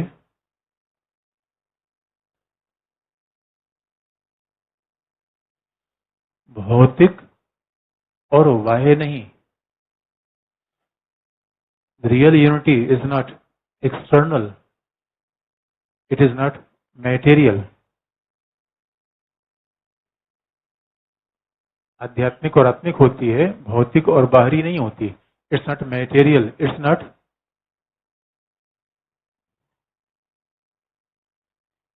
Not artificial. हमने कई आजकल युवाओं क्या देखा, हाथ में हाथ डाल के चलते हैं, मतलब एकता दिखाने का प्रयास करते हैं, वो सही एकता नहीं है। पास पास बैठना भी सही एकता का परिणाम नहीं है। एकता तो यहां से होती है। आजकल क्या है, तो हाथ में हाथ डाल मत दिखाना है दूसरे को, देखो दिस इज बॉन्डिंग बॉन्डिंग। अरे दिखा क्या रहे हो, घर में लड़ते हो तो हाथ में हाथ डाल के चलो, ये दिखा। पहले पहले दोस्तों में रियल एकता क्या है, जो लाइफ लॉन्ग पार्टनरशिप चले। रियल क्या है समझिए, लोगों के पास होने से एकता थोड़ी होती है। कई लोग हमसे बहुत दूर हैं physically, but we are very closer to our hearts. That is real unity my dear friend. तो आत्मा में होती है, अध्यात्म में होती है, शरीर में होती है। यहां क्या सीखा, शरीर की एकता। ओह माय गॉड, लिखने की बात है। अगला पॉइंट। तो अब सवाल है कि अब उसका अगला पॉइंट उनके अनुसार, फिर उनके अनुसार, अब चूंकि चिंतन तो उनके अनुसार वास्तविक सत्य ब्रह्म है, यानी सुप्रीम रियलिटी। अच्छा, ब्रह्म का बिगड़ता बिगड़ता रूप हमारे देशज भाषा में हो गया Brahma Baba. Real name of that is Brahma Baba is Brahma, तो उसका देशज रूप बदल गया। तो real unity lies in supreme reality is Brahma. ईश्वर कर लीजिए, ब्रह्मा कर लीजिए, गॉड कर लीजिए, whatever you want to say. उन्होंने कहा कि real unity is the Brahma, that is supreme reality. यही है सर्वोच्च वास्तविकता।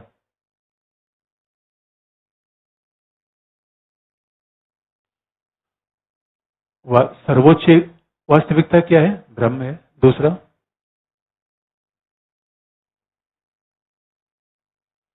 सर्वोच्च वास्तविकता सुप्रीम रियलिटी इज ब्रह्मा, जबकि दूसरा, प्रत्येक व्यक्ति में, in each and every individual,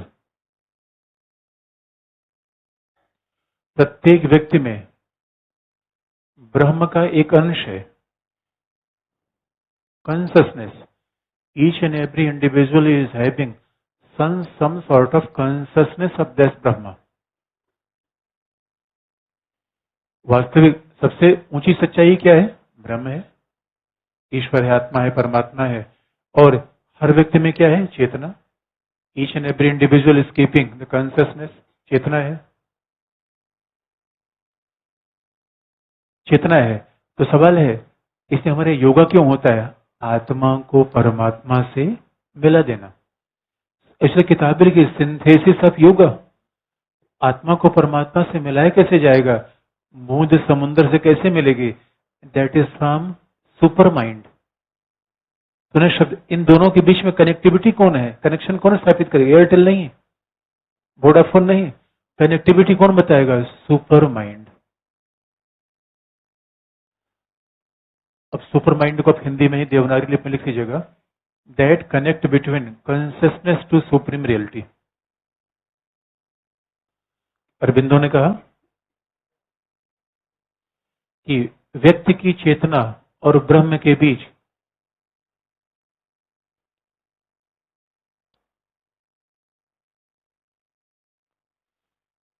व्यक्ति की चेतना और ब्रह्म के बीच सुपर माइंड के द्वारा संपर्क स्थापित किया जाएगा। यानी सुपर माइंड क्या है? ये क्या है? ये एयरटेल है, एयरटेल वोडाफोन, जिससे दो लोग संपर्क करते हैं। सुपर माइंड का इज मीडियम, व्यक्ति की चेतना और ब्रह्म के बीच सुपर माइंड के द्वारा संबंध स्थापित किया जाएगा।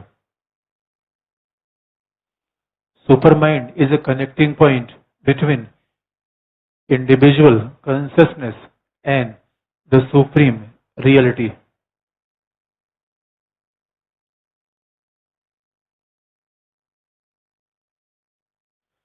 Individual consciousness and the supreme reality. इस बात को सीधे शब्दों में कह दें, हर व्यक्ति में चेतना है, लेकिन सुपर माइंड का मतलब क्या होता है?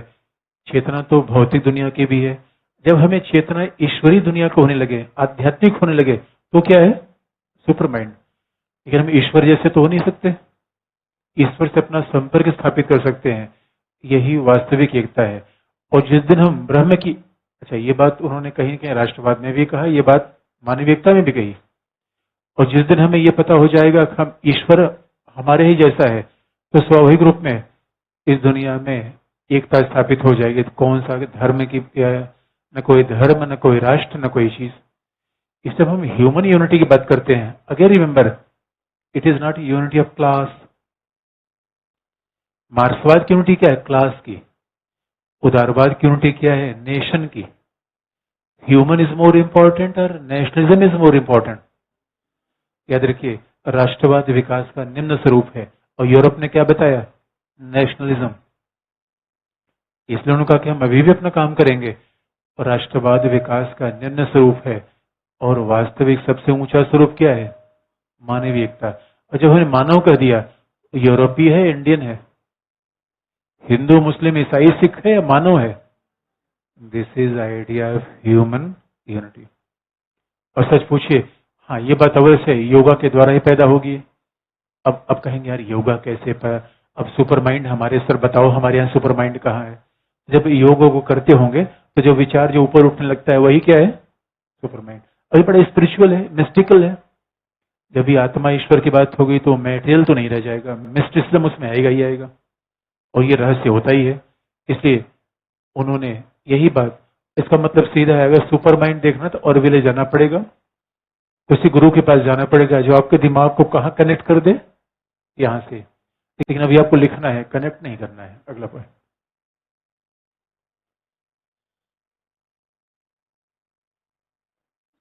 इसीलिए उन्होंने कहा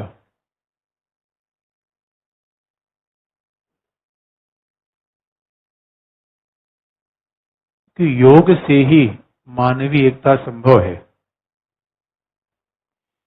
human unity can be attend through yoga.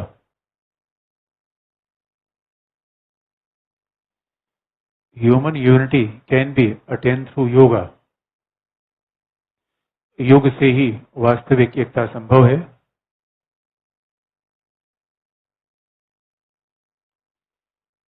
और उपनिषदों अथवा वेदांत, उपनिषदों अथवा वेदांत का समर्थन करते हुए कहा, while supporting the Upanishads and Vedant, उपनिषदों अथवा वेदांत का समर्थन करते हुए कहा कि समूचा विश्व ब्रह्म का ही प्रकट रूप है। Entire universe is a manifestation of Brahma. Upanishad और वेदांत का समर्थन करते हुए कहा समूचा विश्व ब्रह्म का ही प्रकट रूप है। Entire universe is form of Brahma, entire universe is a manifestation of Brahma. और सीधी सी बात है, फिर वही अध्यात्मवाद आ गया। तो ये पूरी दुनिया मानव ने बनाई है या आध्यात्मिक है? दुनिया आध्यात्मिक है, हम भी आध्यात्मिक है।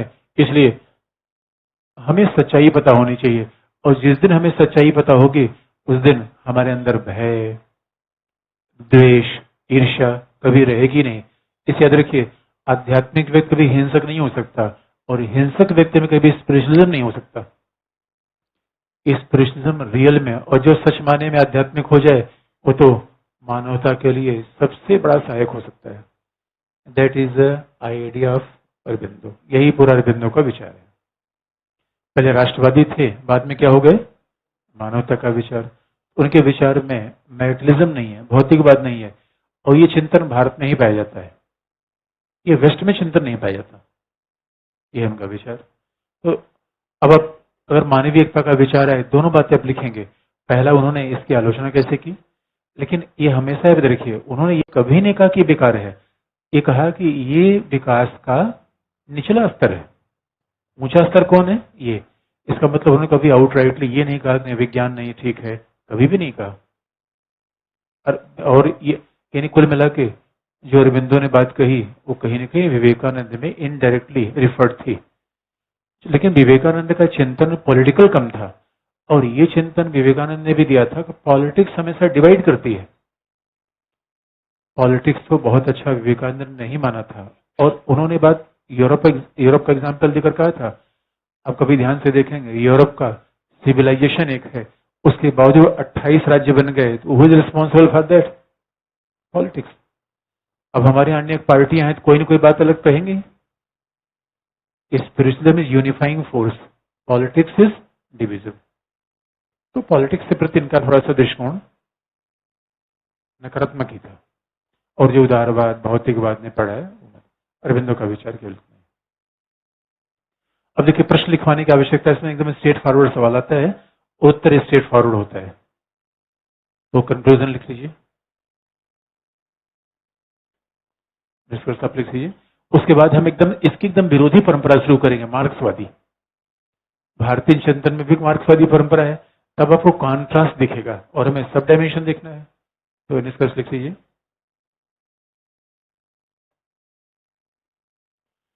अरबिंदो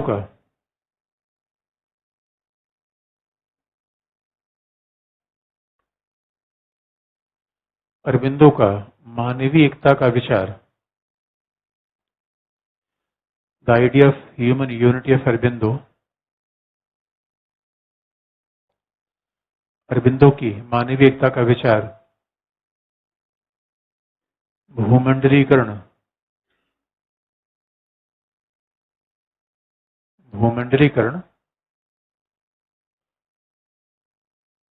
के युग में अत्यधिक प्रासंगिक है। The idea of human unity is very much relevant in the age of globalisation.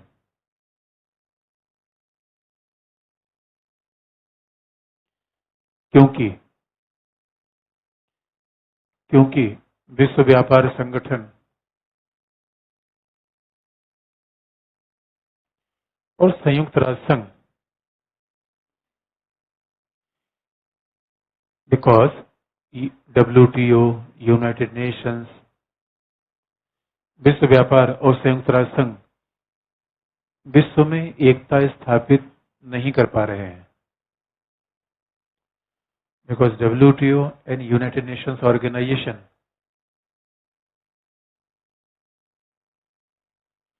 are unable to maintain unity in this world, एकता स्थापित करने में विफल रहे हैं।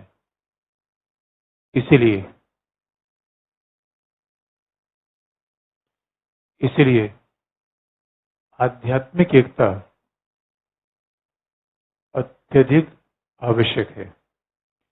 Therefore, spiritual unity is very important. Spiritual unity is essential. तो बाकी तो आप कोई भी निष्कर्ष आप लिख सकते हैं। पर्यावरण की समस्या का समाधान क्या हो सकता है? स्पिरिचुअलिज्म। हिंसा का, राष्ट्रवाद का, आतंकवाद का, इन सब व्यक्ति अगर आध्यात्मिक हो जाएगा तो आतंकवादी हो ही नहीं सकता हो। तो समाधान तो इधर है कि लोगों को विचारों को बताया जाए कि दुनिया एक जैसी है और देशियों के प्रति हिंसा करना बहुत ही कि दूसरे के प्रति हिंसा नहीं है, ईश्वर के प्रति हिंसा है। भाई पूरी दुनिया किसकी है? ईश्वर की है। इसे गांधी ने क्या कहा? मानव होने का मतलब जो पीर पराई जाने हो रही, दैट इज स्पिरिचुअल। अरविंदो का विचार इतना ही है। अब अगला है एम एन रॉय।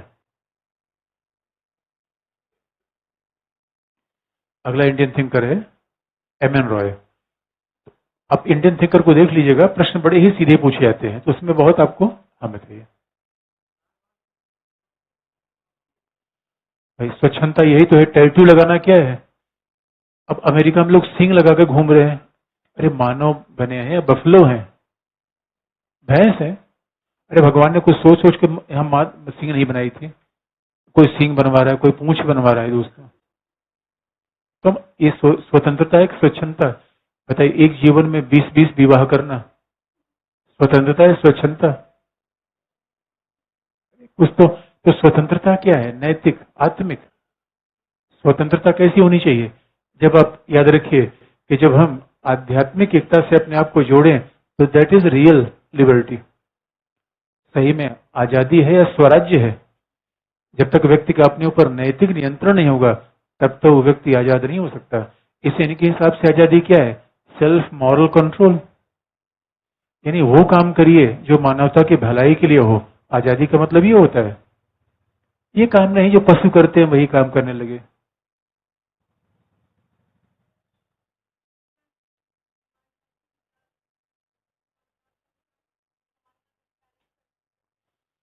ये बताओ, समाजवाद ने ही बताया सब समान है, सब समान है, आप मानने को तैयार हो?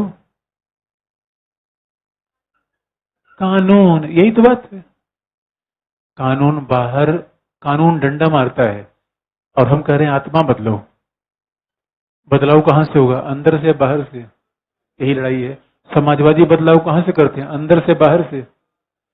संपत्ति बदल के आप कैसे कर दोगे? इसलिए आध्यात्मिक सोच क्या है? समाजवादी क्या कहते हैं कि लोगों की संपत्तियां ले लो, सरकार ले लेगी। आध्यात्मिक सोच क्या है? अगर आपका पड़ोसी गरीब है तो वो भी तो ईश्वर का संतान है। इसे आपका नैतिक कर्तव्य, आप उसकी सहायता करिए। ये समानता वास्तविक होती है। ये समानता वास्तविक है। यानी जिस जब होने का वसुधैव कुटुंबकम, ये पूरी धरती आपका परिवार है। तो पूरी धरती आपका परिवार है, तो गांव में कोई गरीब है, it is also responsibility of anyone कि आप उसको सहायता करिए। ये सही में समानता है। और समाजवाद में क्या कहा? संपत्ति छीन लेंगे, बांट देंगे। ऐसा घृणा पैदा हो गया समाज में। इसे याद रखिए, भारतीय समाज में चेंज ज्यादा तौर पे विनोबा भावे गांधी करने में सफल हुए। माओवादी, Gandhi became more successful. Vinoba Bhave के लोगों ने जमीन दे दी, माओवादियों से लोग लड़ गए। कैसे? समानता। विदेशी विचारधारा समानता कहता है। समानता पहले मानो तो कोई समान है। अब हमने क्या हम कहते हैं लैंगिक समानता और महिलाओं को अंदर समानता, बेवकूफ होती है। समानता समानता की बात अंदर से माना नहीं और बाहर से महिला प्रोटेक्शन एक्ट, घरेलू हिंसा, डोमेस्टिक वायलेंस। अरे अंदर से तो मानो कि महिलाएं समान है, वही आत्मा के रूप है। यानी जब आप में परमात्मा दिखने लगे, सबको परमात्मा दिखे तो क्या है? स्पिरिचुअल है। इसे स्पिरिचुअल का एग्जाम्पल आप बता दें। एक दो शिष्य जा रहे थे, नदी पार कर रहे थे। आपको एग्जाम्पल बताया था कि नहीं मैंने? हम बताया था मैंने। अब नहीं बताया था तो नहीं बताऊंगा, मुझे ही भूल गया। इतने शरारती बच्चे हैं। मैंने बताया तब भी कह रहे कि ये इसलिए समाजवाद की एकता करते में ये समानता समानता। सोवियत संघ में विघटन हो गया। सोवियत संघ विघटन हो गया। एग्जाम्पल ये है, लोग टैक्सेशन की चोरी करते हैं, दान दे देते हैं। दान स्पिरिचुअल है, अंदर से हम सोच के देते हैं। टैक्सेशन, टैक्स का अधिकारी खड़ा हुआ, दो टैक्स दो टैक्स। हमारे पास 50 तरीके हैं, मैं नहीं दूंगा। लो, समानता आध्यात्मिक लाओगे या बाहर से लाओगे? स्पिरिचुअल। दूसरे को समान माना ही नहीं। संविधान में लिख दिया गया हम भारत के लोग समान है, अवसर की समानता मिलेगी। ले लो समानता, ले लिया समानता दोस्तों, आजादी मिल गई। अगला हेडिंग एम एन रॉय।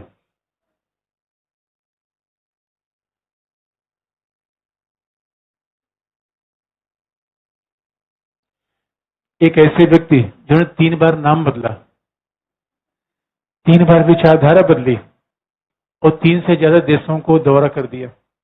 ये कितने कितने देश गए दोस्तों, इनका ठिकाना नहीं है। इसने कहा अरबिंदो की आलोचना होती है, अभी तक तो नहीं हुई है। अरे इंडियन थिंकर साल, गांधी की आलोचना आपसे पूछी जाएगी, डॉक्टर अंबेडकर की आलोचना पूछी जाएगी, पढ़ लो आलोचना। ये महान लोग थे, कमाल की बात है यार। जिसने सिविल सेवा छोड़ दी, भारत को माता मान लिया, उसकी आलोचना करने कौन बैठा हुआ है? मैं ठाल दूंगा भी। ये देखो, देखिए अब कभी पीवी सर के सारे सवाल आप देख डालिए और मुझे बताइए गांधी की आलोचना कभी पूछी जाएगी क्या? और अगर गांधी के, वैसे तो गांधी की आलोचना बहुत लोगों ने की, लेकिन आप देखिए जिन लोग भारतीय राष्ट्रीय, जो इंडियन थिंकर्स हैं, they are the founder of our nation building. वो संविधान, डॉक्टर अंबेडकर की आलोचना करने का संविधान के मूल्यों को हिला देना, नेहरू क्या, doctor Ambedkar, Nehru, political party लोग कर सकते हैं, इन सबका राष्ट्र निर्माण में योगदान रहा है, गांधी, नेहरू, डॉक्टर अंबेडकर। और हमने तो एग्जाम्पल देखा है, डिबेट्स जो यूनिवर्सिटीज में होता था, तो गांधी के खिलाफ कितना भी अच्छा बोले, उसको पहला पुरस्कार नहीं मिलता था। जो गांधी के पक्ष में बोलता था वही ट्रॉफी जीतता था। आलोचना नहीं, पश्चिमी चिंतन में हो गया, यहाँ नहीं, भारतीय विचारक में आलोचना नहीं। अब ये पढ़ने का अप्रोच आपका, इस पर प्रीवियस ईयर सवाल आप देख लीजिए, आलोचना नहीं है। अगला है एम एन रॉय।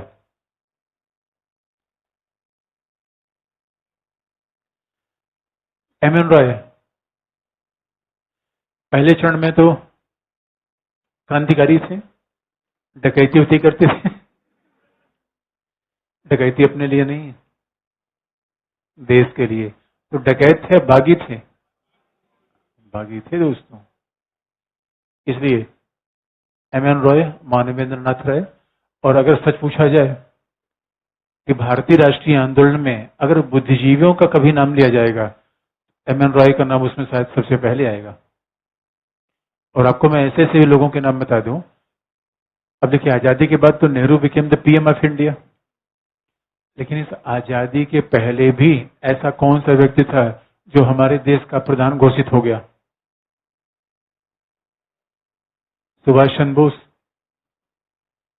सुभाष चंद्र बोस को आजादी के पहले भी जापान से घोषित कर दिया कि he is a PM of India.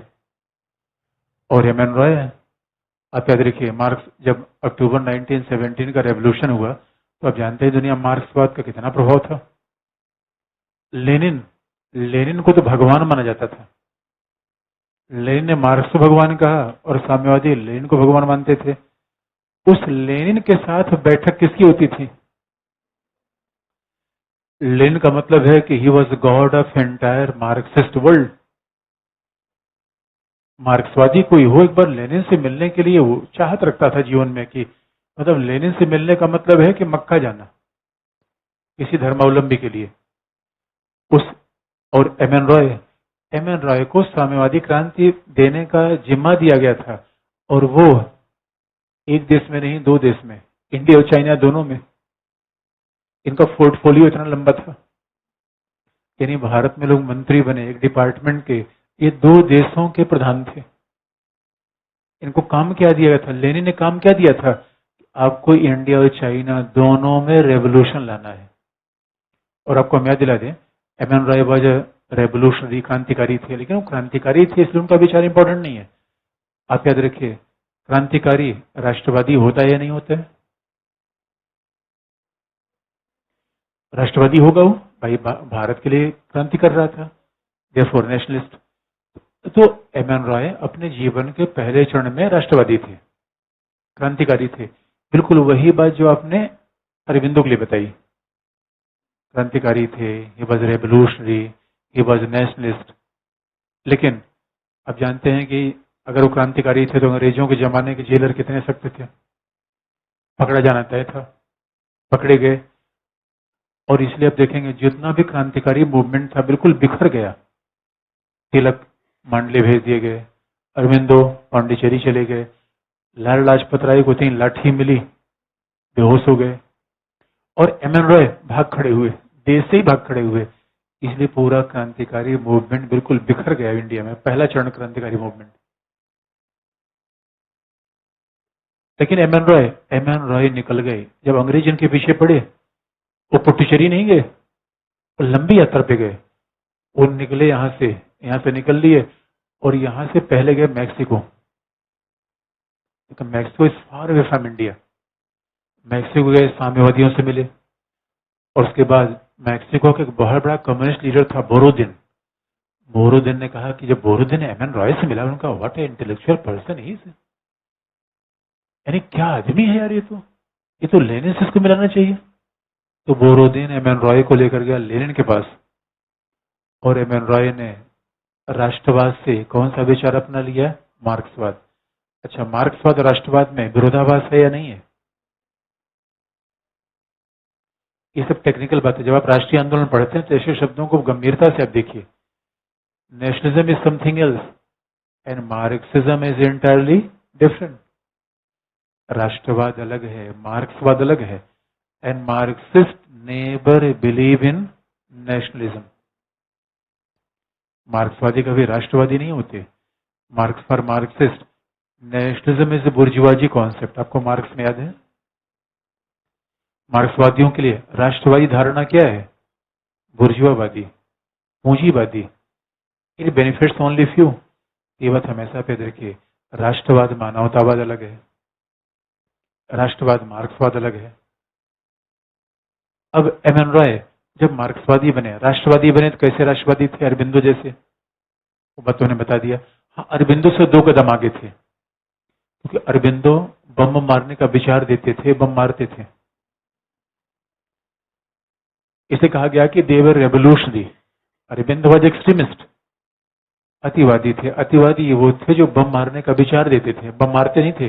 Aurobindo ने बम मारा नहीं, हमला किया नहीं, हमला करने को उकसाते थे। और ये कौन थे? रियल में मारते थे। तो मार्क्सवादी बन गए। अगर सोच के देखिए, अगर कोई मार्क्सवादी भारतीय समाज की व्याख्या करे, अब यहां रटने की आवश्यकता नहीं है। अगर आपने मार्क्स पढ़ा है, तो ये बताइए मार्क्सवादी भारतीय समाज की कैसी व्याख्या करेगा? अरबिंदो जैसी। बहुत ध्यान से देखिए, अरबिंदो की व्याख्या में भारतीय समाज में जाति है, धर्म है, विषमता थी, लैंगिक विषम तमाम बात थी। अरबिंदो के चिंतन में बिल्कुल नहीं दिखी, क्योंकि सामाजिक विषमता को पाटने का सबसे बढ़िया भारतीय तरीका क्या था? अध्यात्मवाद। अच्छा बताइए, हमारे यहाँ संत महात्मा कोई जाति होती है? संत महात्मा कोई भी हो सकता है। Baba Ramdev is the best example of that. कुछ संत महात्मा जाति व्यवस्था को तोड़ने का सबसे अच्छा तरीका है। और दयानंद, इसे याद रखिए, ये लोग समाज को ऐसे नहीं देखते। डॉक्टर अम्बेडकर के समाज का देखने का तरीका लगे तो बात बहुत क्लियर रही है। कोई नव वेदांतिक परंपरा का व्यक्ति जो भारतीय, ये कॉन्सेप्चुअल चीज एकदम स्पष्ट होनी चाहिए। Whenever any person belonging to new Vedantic tradition, जब वो समाज को ऐसे देखता है आध्यात्मिक रूप में, आध्यात्मिक रूप का मतलब है जो सोशल डिवीजन है, ये बेकार की बात है, ये धर्म के खिलाफ है। सही में स्पिरिचुअल आप हो जाएंगे तो that social division become irrelevant. वर्ण, जाति, ये सब तो आपने बना रखा है, ईश्वर तो ऐसा मानता नहीं। That is belief of spiritualism. इसे विवेकानंद जैसा सामाजिक सुधारक कोई था क्या? विवेकानंद ने कहा कि जो धर्म हमारे किचन में आ जाए, जो छुआछूत पैदा कर दे, ऐसे धर्म को मैं कभी नहीं मानूंगा, ना ऐसा कोई धर्म है। He was the greatest revolutionary. लेकिन आध्यात्मिक व्यक्ति भी क्रांतिकारी होता है, तरीका उसका अलग है। लेकिन जब एम एन रॉय, अब देखिए, अरबिंदो समाज की व्याख्या करेंगे अलग होगा। और इसलिए कहा भी जाता है वही cultural nationalism is very important for India. Bharat में इतनी विविधता है, जाति की, धर्म की और आप भाषा की। बाइंडिंग फोर्स यहाँ क्या हो सकती है? स्पिरिचुअलिज्म। उसे जाति धर्म अपने आप नीचे आ जाएगा। और दूसरी बात, लेकिन मार्क्सवादी जब भारतीय समाज की व्याख्या करेगा When Marxists will try to analyze the Indian society, what are the parameters for the Marxist? क्या मार्क्सवादी जाति को देखेगा, धर्म को देखेगा, अध्यात्म को देखेगा, कुछ और को देखेगा? इसको क्लास। स्पष्ट है बात? तो हमें कॉन्सेप्चुअली बहुत स्पष्ट होना चाहिए, और इसलिए बार बार कहते हैं कि थिंकर्स वगैरह में बेसिक बात बस आपको ध्यान में रहे, कोई भी आंसर आप लिख लेंगे। Therefore, our society is class divided for Marxist। और इसलिए एम.एन. रॉय भारतीय समाज की व्याख्या कैसे करेंगे? पहला पॉइंट, मेन हेडिंग है। अब राष्ट्रवाद तो बताने की बात नहीं, अरविंदो बता दिया। इसे मेन हेडिंग है भारतीय समाज की व्याख्या।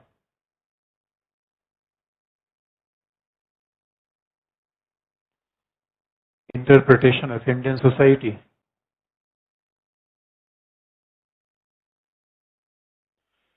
इसलिए मैं बार बार कहता हूं, एक विषय को पढ़ के आप दूसरे में खूब जबरदस्त, और हमारा विषय तो ऐसा है जब आपको ये समझ में आ जाएगा की टर्म के मतलब, राष्ट्रवादी क्या है, मानववादी क्या है, लोकतंत्र क्या है, स्वतंत्रता क्या है, तो राष्ट्रीय आंदोलन के अलावा क्या है? घटना थोड़ी है वो। तो आपका फिर पढ़ने का तरीका बिल्कुल बदल जाता है। इस वजह से बहुत ध्यान से देखने की आवश्यकता है। और कोई मार्क्सवादी अगर भारतीय समाज की व्याख्या क्लास ही आएगा, इकोनॉमी, क्लास, और अगर क्लास के हिसाब से समाज की व्याख्या है, समाज में सामंजस्य होगा या संघर्ष? संघर्ष। अच्छा, अरबिंदो ने क्या देखा? सामंजस्य, संघर्ष? सामंजस्य। स्पिरिचुअल सामंजस्य की बात करेगा। स्पिरिचुअल के बड़ा कोई नहीं, छोटा कोई नहीं, अमीर कोई नहीं, गरीब कोई नहीं, because each and every one is of spring of God, each every one is child of God. तो भाई अमीर कौन, गरीब कौन? इसीलिए अध्यात्म देखिए, सुदामा कृष्ण की दोस्ती आध्यात्मिक है, स्पिरिचुअल है। स्पिरिचुअल अमीरी गरीबी को नहीं देखती, मार्क्सवाद देखता है। तो मार्क्सवाद की व्याख्या क्या? की पॉइंट ऑफ व्यू पहला। अब बताइए, अब ये पूरा एप्लीकेशन है, इसमें रटने की आवश्यकता कुछ तो है नहीं। इसलिए अरबिंदो ने भारतीय समाज की व्याख्या कैसे की? पहला, और sorry M N. Roy. M N. Roy पहले मार्क्सवादी हैं, he is the first Marxist.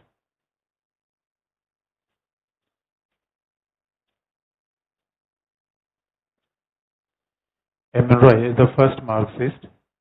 वे पहले मार्क्सवादी हैं जिन्होंने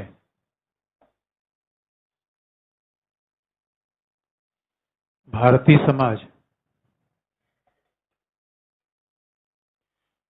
समाज की मार्क्सवादी व्याख्या की।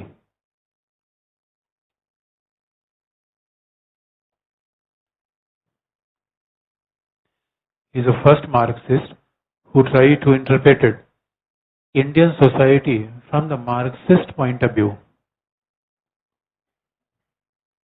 इसीलिए अब मार्क्सवाद के की टर्म क्या आएंगे? इसलिए उन्होंने माना कि भारतीय समाज क्लास, वर्ग विभाजित है। Indian society is class divided society.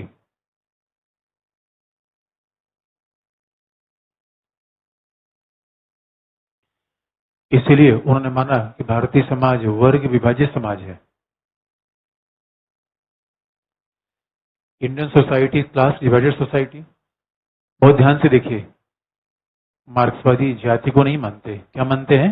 Class, class divided society. अगला पॉइंट, इसलिए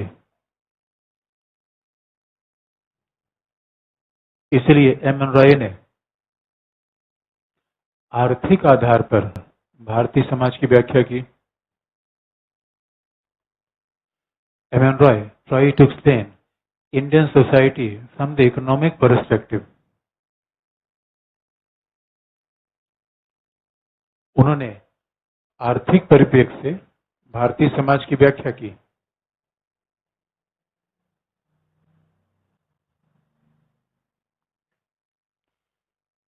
आर्थिक परिप्रेक्ष्य से अगला, और उन्होंने कहा कि समाज में संघर्ष बना हुआ है। There is already class struggle in society.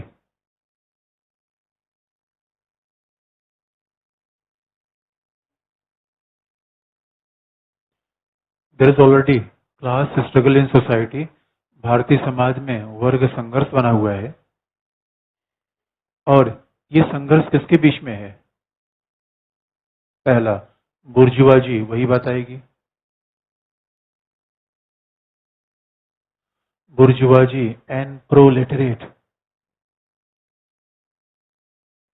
ये संघर्ष किसके बीच में है? बुर्जुआजी, पूंजीपति और सर्वहारा।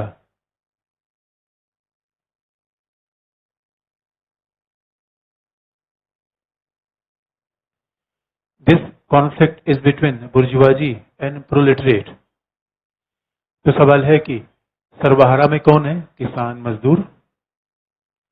सर्वहारा में कौन है? Peasants, even labourers, they belong to the प्रोलेटरेट।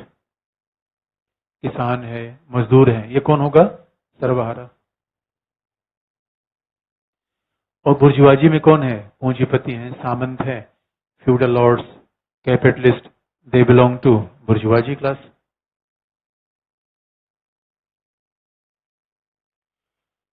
ये बात बहुत ध्यान से देखने की है कि एम एन रॉय ने इस तरीके से भारतीय समाज की व्याख्या की, यानी there is a class conflict in society. और याद रखिए, मार्क्सवादियों के अनुसार it was not a national movement. Marxist never believe in nation. तो आप याद रखिए, अगर किसी मार्क्सवादी से पूछेंगे कि भारत में राष्ट्रीय आंदोलन, राष्ट्रीय आंदोलन ये कैसा होता है? मार्क्सवादी कहेंगे राष्ट्रीय आंदोलन या ये था साम्यवादी आंदोलन। ये राष्ट्र का आंदोलन था या क्लास स्ट्रगल था? और ध्यान से इस बात को याद रखने की आवश्यकता है। मार्क्सिस्ट नेवर बिलीव इन सच थिंग लाइक अ नेशनल मूवमेंट, यानी लड़ाई साम्राज्यवाद के विरुद्ध थी, उपनिवेशवाद के विरुद्ध थी, या राष्ट्र के निर्माण के लिए थी। इसलिए अगला उनके अनुसार